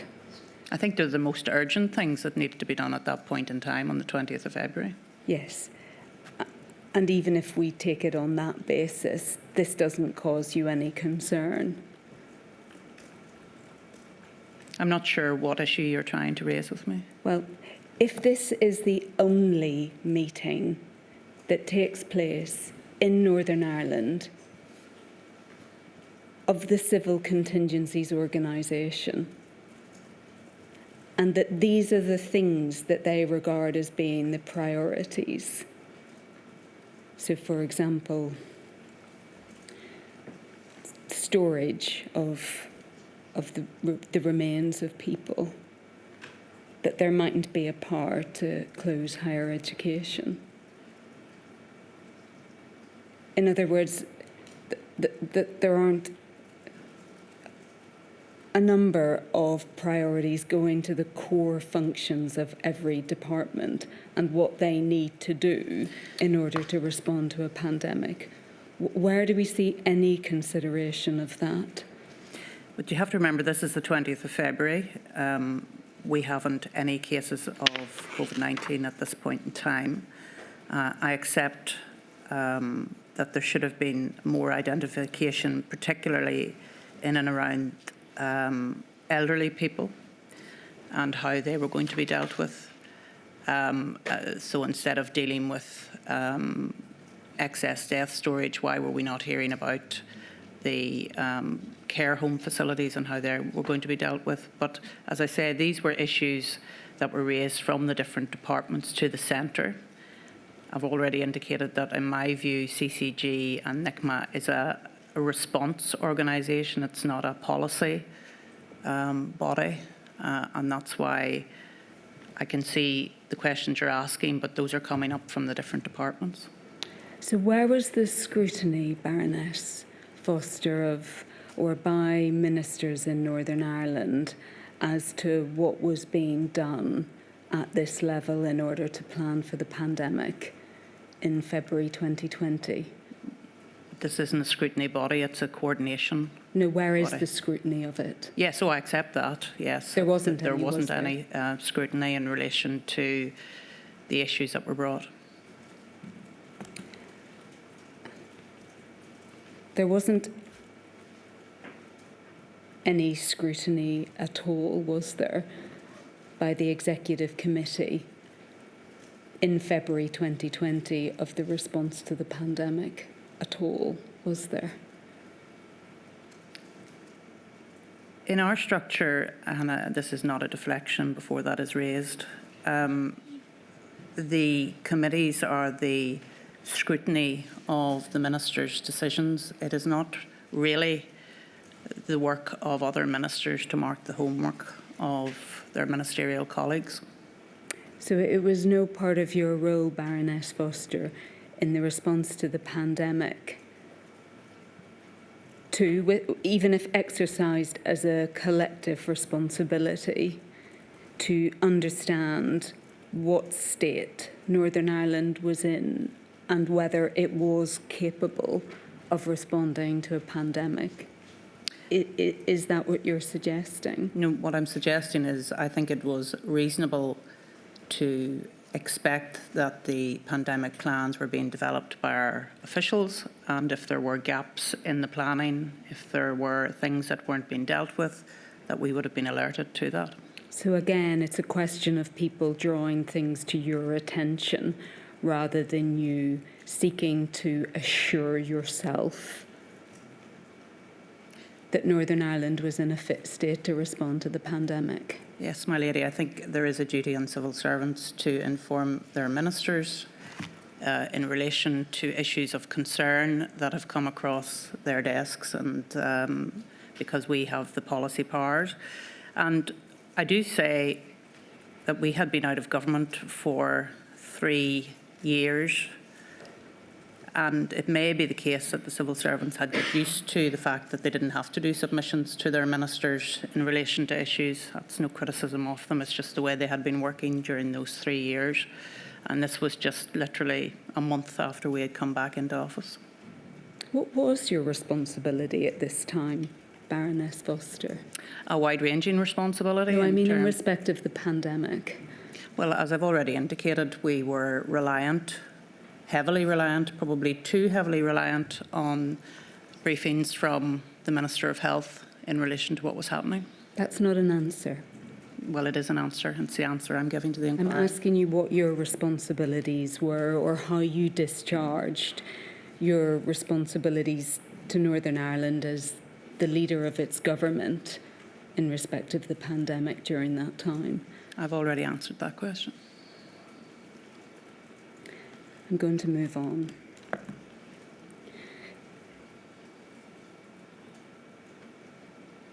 Could we please go to INQ 000 065 694?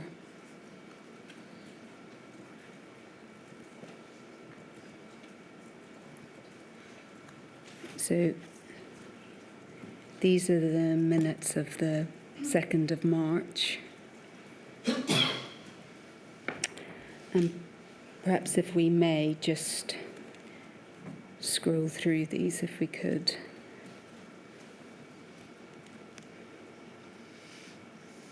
Thank you. We can just keep scrolling.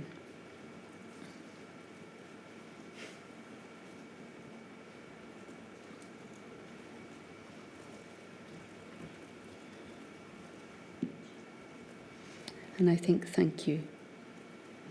We see here set out for the Executive Committee that the fatality rate could be 2 to 3%. Yes. Yes.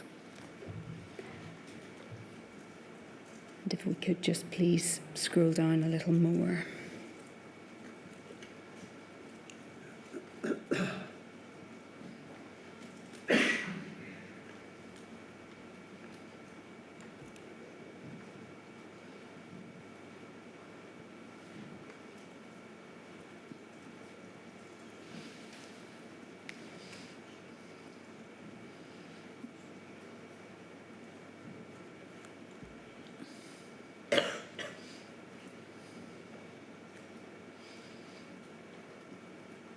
We could just go past this point to ensure that that's all of the discussion, please. Yes.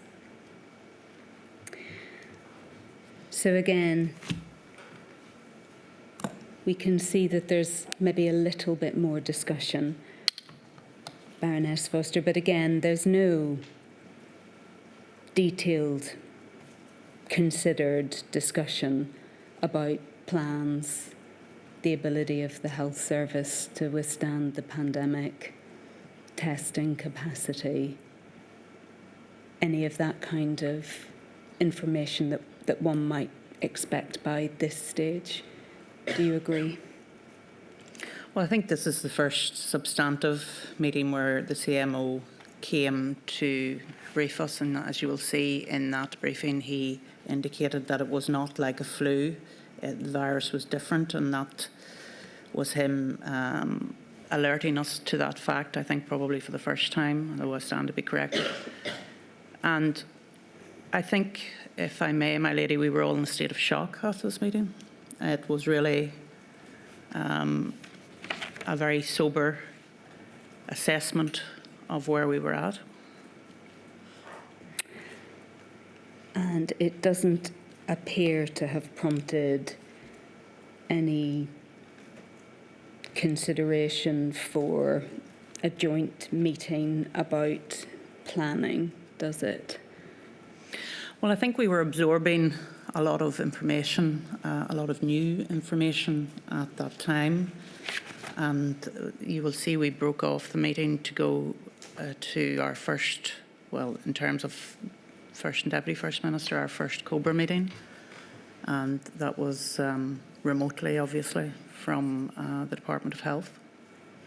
So alarm bells were now ringing with you, is that right? Very loudly. Very loudly. Could we go, please, to INQ 000418976.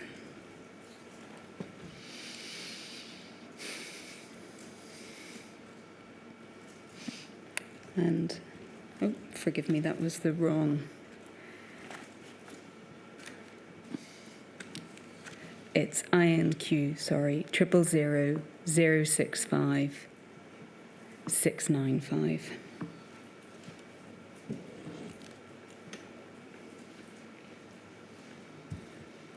So these are the meeting minutes of the 10th of March, Baroness Foster.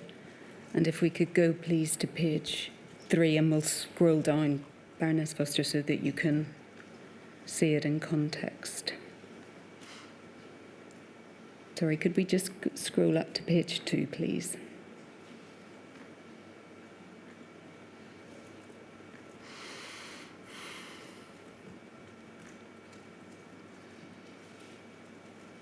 I think we can see reference there, a few lines up, to vulnerable people over 70s. And if we scroll down, please. Thank you.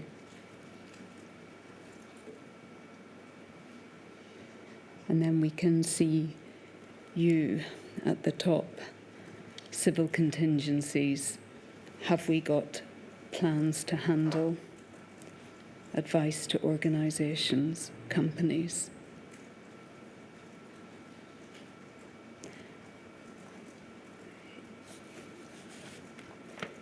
If you were alarmed at the meeting on the 2nd of March, it doesn't seem to have crystallised or led you to have given any thought, does it, to civil contingencies in that week?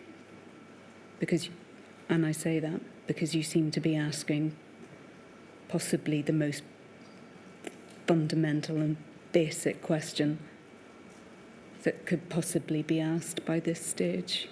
Have we got plans to handle? Well, my lady, just because it's a basic question doesn't mean that it should be asked. I mean, I've been criticised for not asking questions, and now I'm asking questions, and I'm being criticised for that as well in terms of the questions. So I think I was trying, we had been in London, I had been in London the day before at the COBRA meeting, and I'd obviously taken into consideration what I'd heard there, and I was wanting to make sure that we had our plans in place. And as you can see, I asked who leads on advice, and the head of the civil service says below CMO's advice. So it was clear that the CMO was the lead person giving advice. It wasn't the way the question was asked, Baroness Foster, that I was putting to you. It was the fact that it's only on the 10th of March 2020 that you're asking the question, have we got plans to handle? But I wanted to be assured that they were in place at that time, because, as I say, I've been to COBRA the day before and the week before. I wanted to make sure that our plans were in place as well. I think in a previous minute you will have seen me asking, had we the same legislative powers as England, to make sure that that was in place. I don't think because the question's basic that it shouldn't be asked. What you're asking is, have we got plans? Have we got plans? On the 10th of March, in respect of a pandemic. Yes, and the CCG had been set up on the 20th of February, so I was expecting an answer in the affirmative, and I was expecting to be told what those plans were.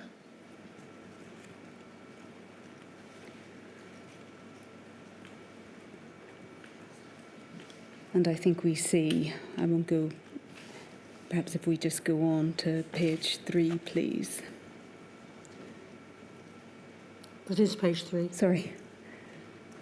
Yes, we can see that there's some reference there, for example, to risk assessments.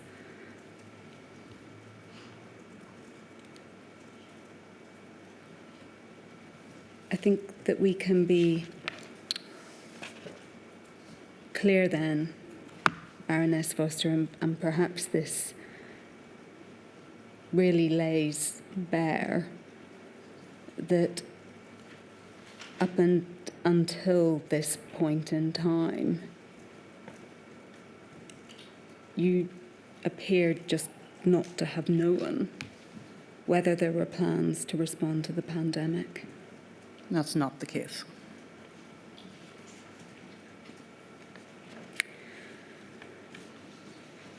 And it's also right that we haven't seen until this point in time, so the 10th of March, we haven't seen any information or briefing about what the worst reasonable case scenario might translate into in Northern Ireland either, in terms of numbers of people, the health system, the ability of the health system to withstand the sorts of numbers who might become ill. Yes, but those would have been brought to us by the department in terms of the numbers, and that's why the numbers were brought to us on the 2nd of March, not in terms of numerical, but in terms of percentage, Yes. modelling. And as I say, it was certainly a shocking statistic.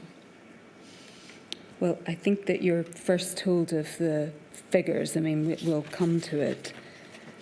There's no translation of the reason and it's. I'm going to be careful what I say because I'm not entirely clear or sure of what it is that Minister Swan's calculation was. But I think the 19th of March is the first time we see any specific figures Yes, being put to the Executive Committee. Do you agree? I do, although, as I say, it was indicated that it was 2% back on the 2nd of March. But I think until the numerical figures were spelt out, the scale was then really understood, or the possible scale, I should say. And despite the reasonable worst case scenario having been raised and in prospect for a considerable time by the 10th of March, it doesn't appear that there's any sort of discussion, but you will know better than me, at the Executive Committee about capacity within hospitals or what the risk is to hospitals or health services in Northern Ireland. There doesn't appear to be any consideration of those kind of practical, vital questions that might need to be asked. There was a reference, I think, around, and I think it might be on the 10th of March, around moving people who were infected into different wards. But again, that was because we didn't second guess that because the scale was not apparent to us at the time. And as I've already indicated, my lady, on the 14th of March, the Chief Medical Officer was indicating that our peak, based on the modelling, was 14 weeks away at that stage. As it turned out, it was only 4 weeks away. When you went to the COBRA meeting on the 12th of March, there was a presentation, wasn't there, or a graph about the NHS and whenever it would get past the point of capacity and what that looked like. Do you recall that? I'm sure you're right, but I can't just recall it at the moment.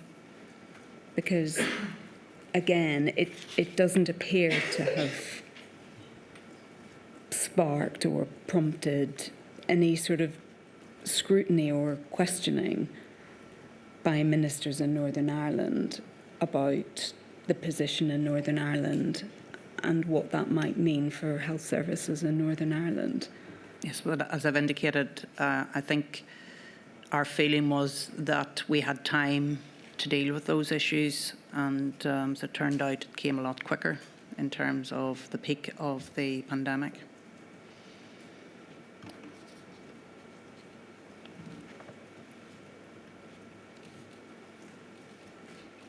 If we could go, please, to the. Forgive me. What happened next in time? That Cobra meeting was that test and trace was ended, wasn't it? Yes. In Northern Ireland, and the United Kingdom moved, didn't it, from the contain to the delay phase? Yes. What was your understanding at that time, or what had you asked about test and trace in Northern Ireland? Well, we had an executive meeting on the 12th of March, and amongst other things, it became clear that the testing and tracing had been paused by the Department of Health. And the answer when asked, I think I might have been in the chair at the time, and when one is in the chair, tries to allow ministers to ask questions. So you will notice in the minutes, whoever's in the chair tends not to ask the questions, but the questions were asked of Minister Swan, and the answer was, I'd rather, I'm paraphrasing here, I'd rather try and deal with what's coming towards us than count in terms of the number of cases he had. So I think it was a capacity issue at that time. I was really asking Baroness Foster what questions you had asked prior to the 12th of March in order to understand what testing and tracing capacity there was in Northern Ireland. Well, I think I've indicated that it came up as an issue on March the 12th, and that's when it was discussed, and the Department of Health told us that they had paused the test and trace. So, again, can we be clear about this, that it was only when testing and tracing was suspended that you asked any questions about what Northern Ireland's capability was to provide testing? Well, testing was under the remit of the PHA at that time, was taking place, and I think it's not unreasonable for us to ask why it was stopped. And you've seen the answer that was given to us by the Minister of Health at that time. It wasn't a question about when it was stopped, Baroness Foster. It was a question as to whether you made any inquiry at all until testing was paused as to what Northern Ireland's testing capability was. Well, that's the answer I have given in relation to the testing was under the Public Health Authority, which is under the Department of Health. When it was paused, we asked why it had been paused. I don't think that's an unreasonable question. Sorry, is the answer to that straightforward question no? I've given my answer. Is the answer no?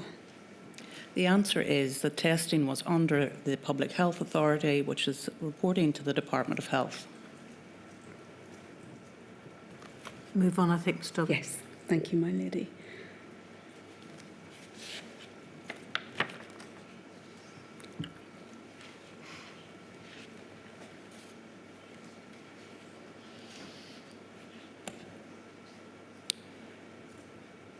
So testing and tracing stopped.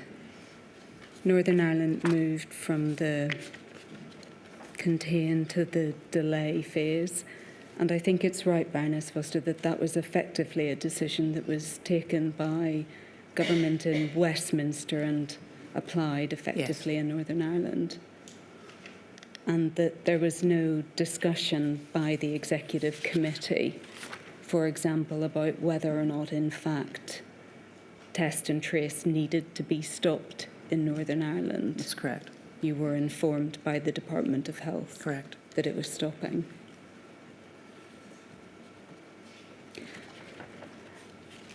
And we understand, and we've heard a good deal of evidence about the fact that the Republic of Ireland made an announcement that it would move to impose a number of restrictions, I think on the 11th of March, correct? 11th or 12th? Yes. Yes. I'm not sure the day matters too much. And I think that that also coincided with the World Health Organization declaring a pandemic. Yes? Yes. And again, neither of those things, and perhaps if I take something that's not political, perhaps the declaration of the pandemic by the World Health Organization, again, that doesn't seem to have prompted any consideration on your part as to whether or not now maybe the time had come to set up civil contingencies arrangements in Northern Ireland. Well, my lady, we were taking advice from SAGE in London, which was being brought to us by the Chief Medical Officer. And the advice was that we deploy interventions at, quote unquote, the right time. And we took that at face value from the Chief Medical Office. And we agreed that there wouldn't be school closures on that basis because it wasn't the right time to close schools, and the medical advice was such that we agreed with it. SAGE they weren't giving advice about standing up civil contingencies arrangements, were they? Because they'd been set up, I mean, from prior to the 24th of January. Yes. In correct. Westminster. Yes. And it's now 12th of March in Northern Ireland. I mean, this might be thought to look like sleepwalking into a pandemic. Baroness Foster. I totally reject that. I mean, lady. I absolutely reject that. And the idea that we would sleepwalk into a pandemic when we had had such a determination to work for the people of Northern Ireland, to represent our constituents in a devolved administration, and that we would expose them to this in a willful way is just offensive, frankly. well, it's just really difficult to understand why the most basic infrastructure for responding to a pandemic wasn't activated even by the declaration of the pandemic by the World Health Organization. As I said, we were receiving our information from SAGE. They had indicated that we should trigger interventions at, quote unquote, the right time. The CCG had met on the 20th of February, albeit it hadn't met again, and NICMA was stood up on the 16th of March. I wanted to touch then briefly, if I may, on the meeting of the 16th of March 2020. That's at INQ 000 065 689.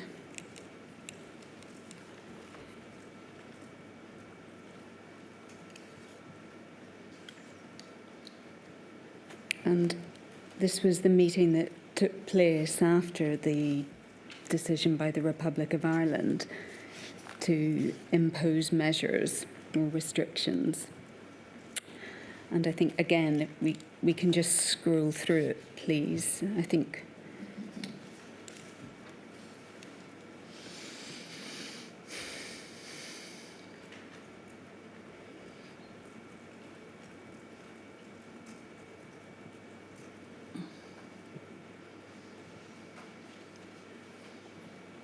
we see reference, and we've seen it already. I think the Deputy First Minister was referring to the fact that control had been lost 2 weeks ago.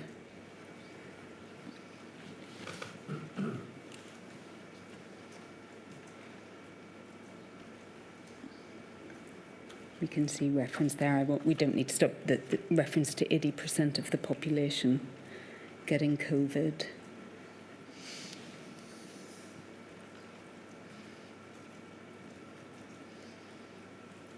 And if we could maybe just go forward, please, to page 17.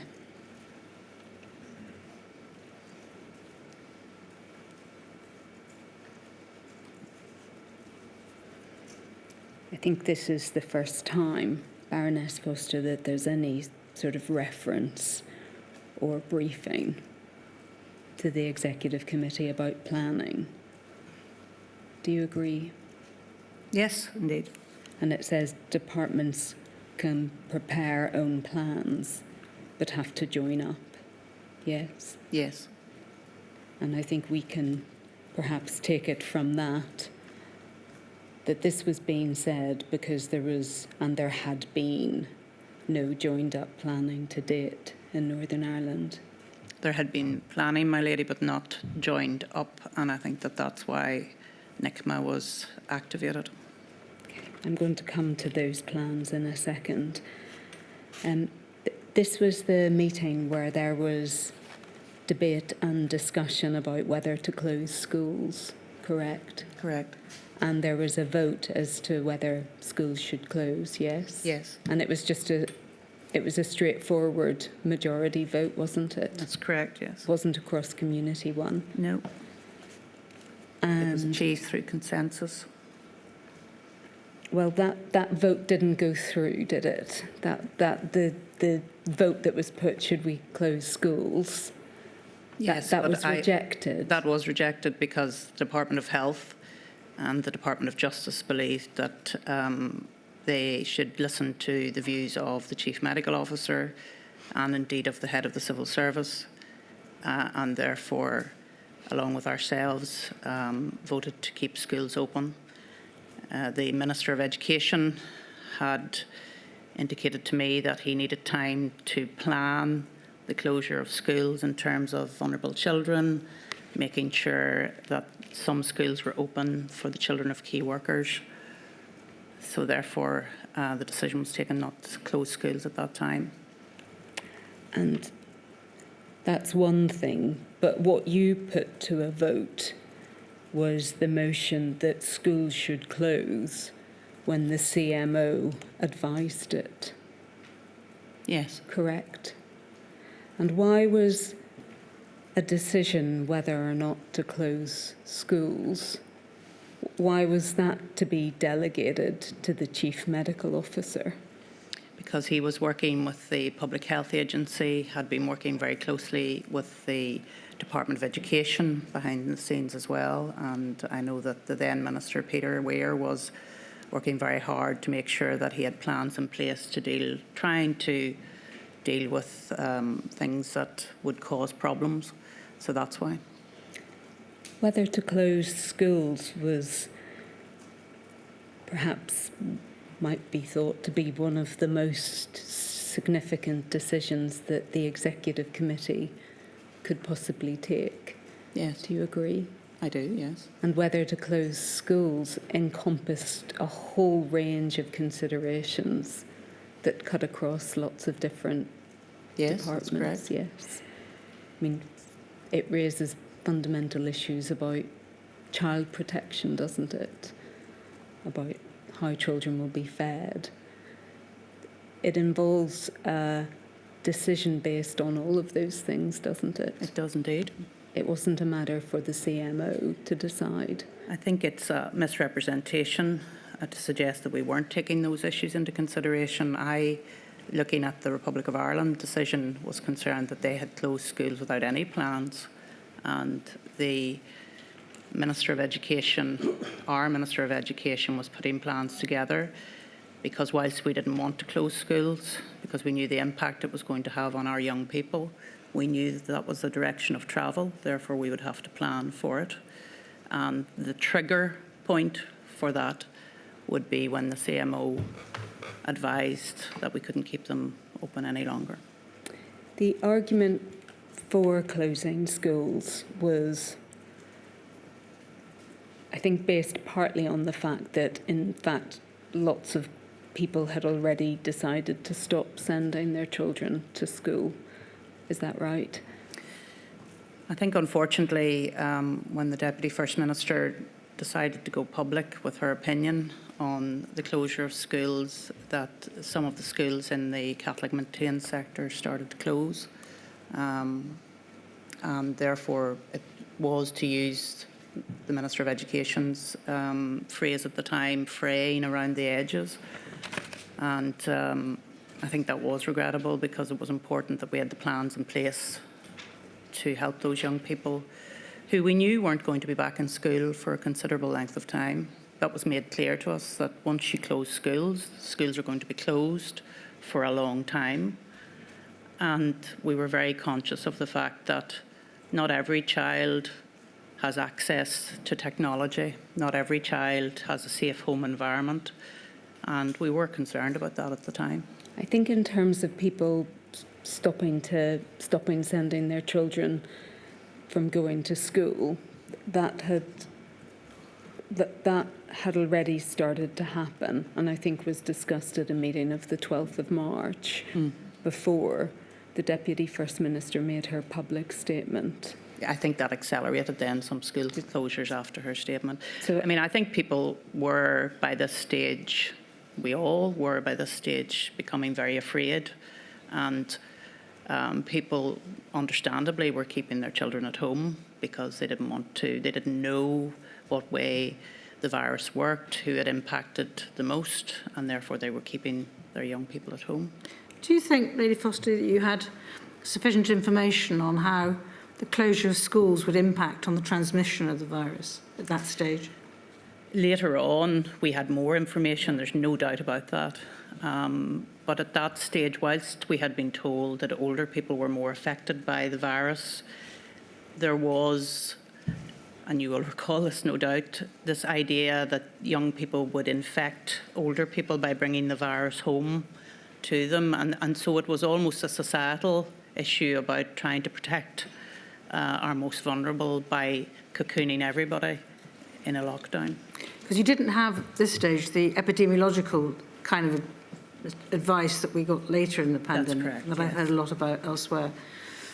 And I'm just wondering, it may be that the advice wouldn't have been available anywhere at this stage, but do you think you had sufficient sources of advice? Well, we were heavily reliant on SAGE advice, as you know, and then that was synthesised first by the CMO. We didn't see the minutes from SAGE in real time. We had the ability to see it later, if you know what I mean. And it would have been helpful for us to see the information at first hand, not putting any slight on the CMO at all in relation to that. But we were in a sort of a situation where everything was happening very, very quickly. We were listening to the CMO, and his view from SAGE was that it wasn't the right time to close schools. And as I understand it, that was the advice in the Republic of Ireland as well. But the Republic of Ireland took a political decision to close schools on the 12th of March. I mean, sorry to pursue this, it's just that in Northern Ireland, your chief medical officer is basically, he's the Department of Health. Correct. So you don't have the equivalent of Sir Chris Whitty. No. At the time, you didn't have the equivalent of Sir Patrick Vallance, because you didn't have a government chief scientific officer. And I appreciate steps being taken to try and remedy the latter, but you still don't have a government chief medical officer in Northern Ireland, or do you? No, we don't, and perhaps that's something that needs to be reflected upon in government. And I do recall the conversation, my lady, around later on in the pandemic when we were trying to take in other considerations, and we had that discussion with the CMO, and his point of view was, but I'm only looking at it from a health perspective, and actually from a COVID perspective. I'm not looking at it from an economy perspective or indeed non-COVID health issues. So that was a problem, but then how do you ever get a chief medical officer to take into consideration economic issues? You don't. I heard Sir Chris Whitty saying you don't. And therein lies the problem. You know, that was a real issue. Thank you. Thank you, my lady. Sir Baroness Foster, just going back to the meeting on the 16th of March, I'm sure you've read those minutes, but people appear to have perhaps gone to default settings about the position they were taking, whether or not to close schools, but without very much consideration of what that would actually mean for children in Northern Ireland. And I'm referring to the content and the quality of the debate Yes, at that meeting. Do you accept that? I do, yes. And I think, if I may, we know that on the evening of the 17th of March, perhaps we could bring this up, on INQ 000 308 439.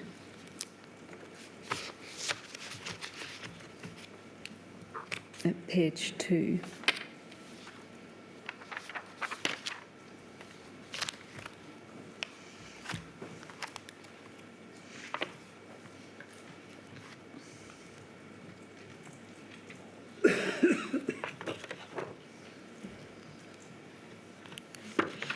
This is a reflection on that meeting. Even in a crisis, they seem keener on scoring points off each other than helping the citizen.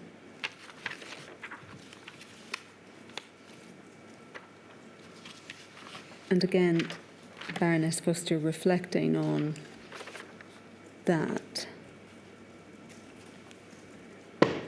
do you accept at this first challenge to ministers in Northern Ireland, the first decision that they're called upon to make, that was true, that it became about point scoring, not about children in Northern Ireland actually at all?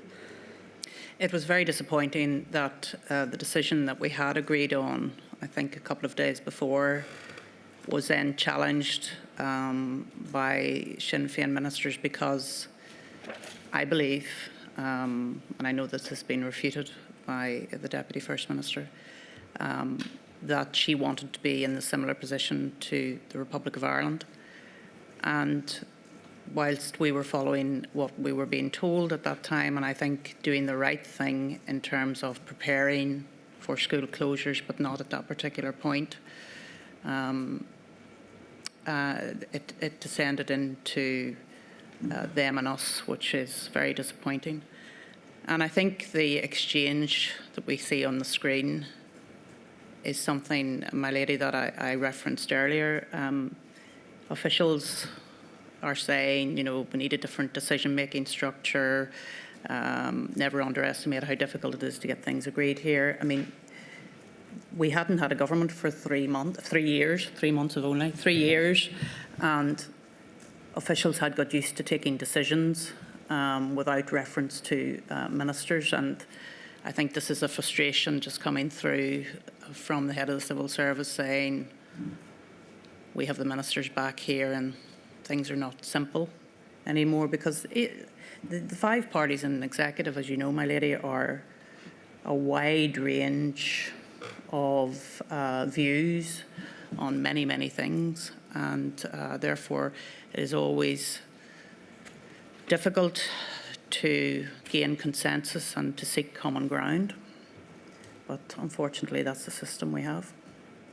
Baroness Foster, that's candid of you, but it's really sad and tragic, isn't it, that It is.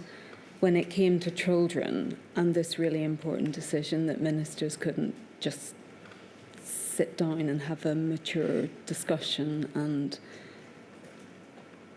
I agree, it's a very bad reflection. Very bad. I'll move on to a different topic. It's just going back to the question of planning, Baroness Foster, because I think this all coalesces at around the same time, that there was a bit of additional input into the TEO to help with planning in the form of Miss Pearson. Yes. And I think when she arrived, there was a plan in place. And if we could just go to this, please. It's INQ 000 086935.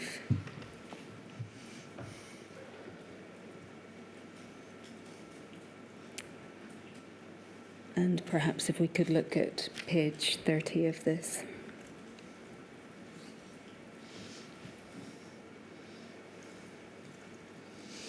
I'm just going to schools, Baroness Foster, because it's an easy one to understand and everyone,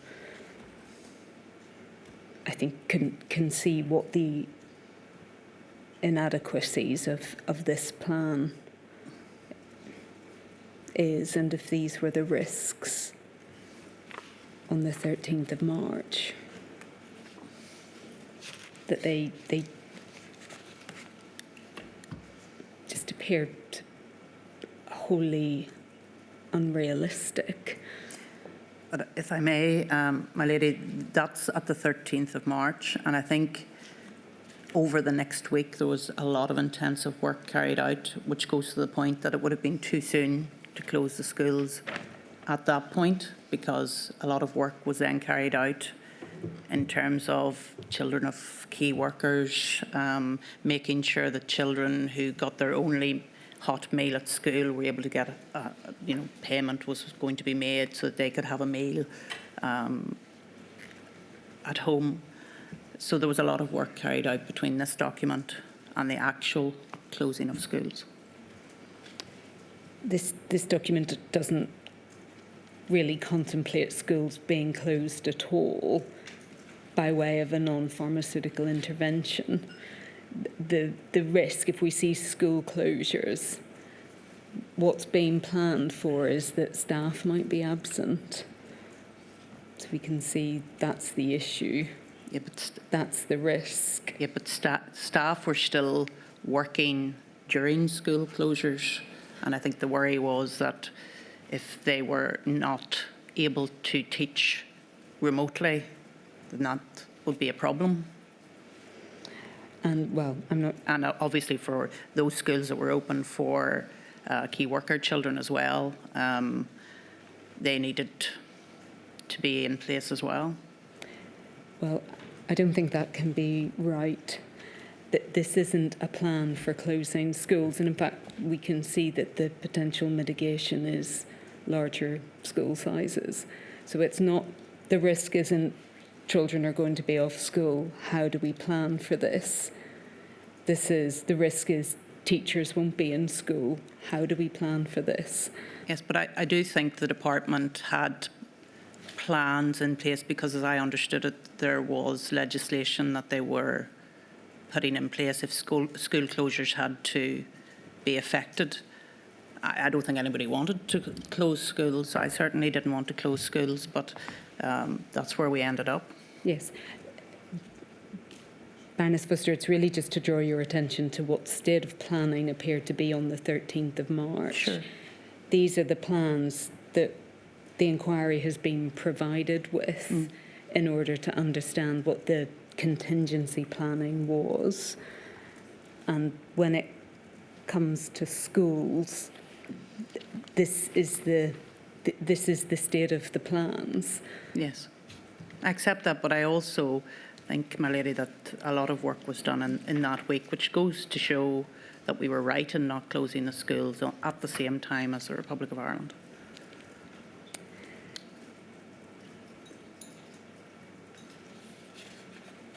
I think, if I may, I'll move on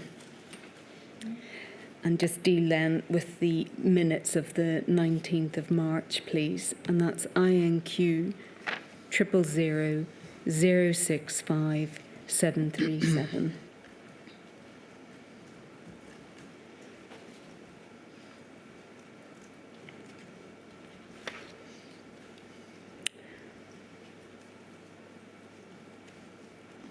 And again, I think we can see that the Deputy First Minister appears to be exhorting people to work together.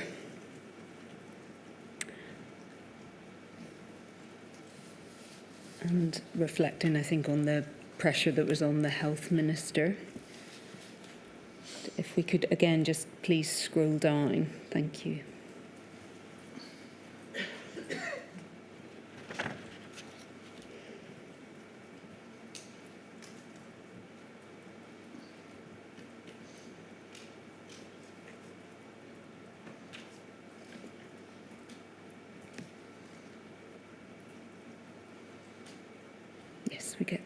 COVID now.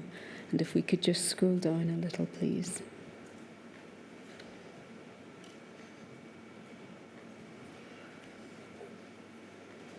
So if we could just stop. I think this is probably where we've obviously seen, Baroness Foster, that this was the day on which the first person in Northern Ireland died.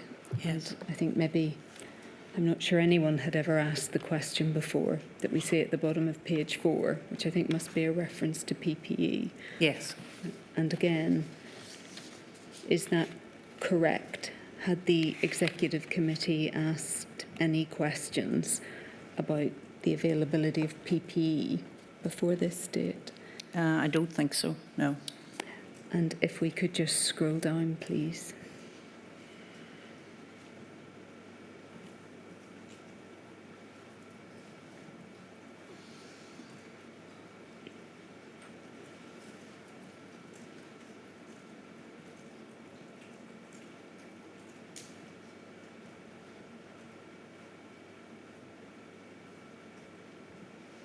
Thank you. If we just pause there, please. I think this is the first time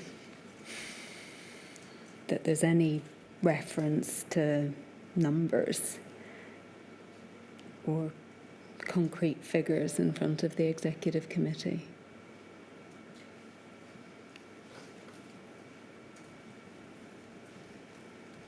Do you agree? Yes. So there were no figures discussed or considered by the Executive Committee until the first person had actually died in Northern Ireland. No, we only had percentage figures, I think, in terms of modelling back in February.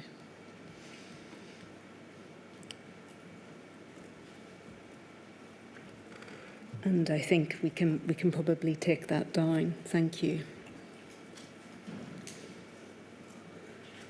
That obviously very, very quickly then, Baroness Foster, you were moving and Northern Ireland moved into a lockdown, yes? That's correct, yes. And I think that it's also correct that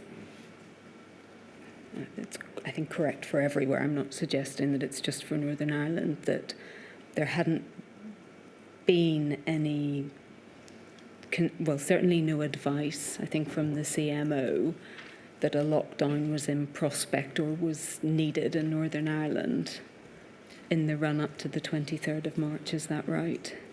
Yes, my understanding is that SAGE hadn't modelled for a lockdown and therefore we hadn't been advised by our CMO about a lockdown. And I think partly that was because SAGE had believed that the British people wouldn't really accept a lockdown because it was so anti what we believed in terms of being able to move around. So it's absolutely the case that there was no planning for a lockdown in Northern Ireland, but in GB either. There are some who argue you should never impose a lockdown given the dire consequences for all of us. Did you and your executive consider all the various consequences of a lockdown? No, because I think we were so frightened about the prospect of so many people losing their lives that we didn't give it the due consideration that it probably should have been given. I think we probably would have ended up in the same place, my lady, but certainly there was no discussion about let's not have a lockdown. It was happening and that was it. I think later on, and you will have seen this in the minutes, there was more discussion about how the virus was transmitted and whether a lockdown was correct for everybody in society, but certainly not at that time. I, on behalf of the inquiry, asked Miss O'Neill whether she accepted that Northern Ireland was woefully unprepared for going into a lockdown, and she agreed with that, or she accepted that. Do you accept that? I do, because I don't think we were modelling or predicting that a lockdown would come. I think by that stage we knew that there was going to have to be some interventions. We had seen the lockdown in Italy, I think on the 23rd of February. We had seen the television photographs of people in their own homes and frankly thought it was, oh my goodness, this is terrible, that people aren't allowed to move around. But then as time went on, I think there wasn't anybody saying that we shouldn't do it when it arrived.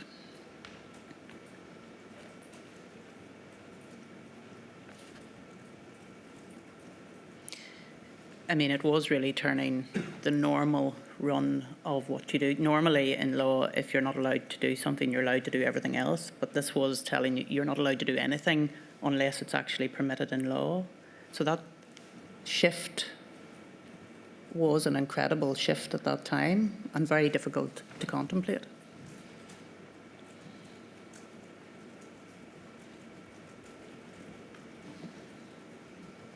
I was going to move on to a different topic, my lady, but I don't know, I can't quite see the clock. It's 20 minutes to.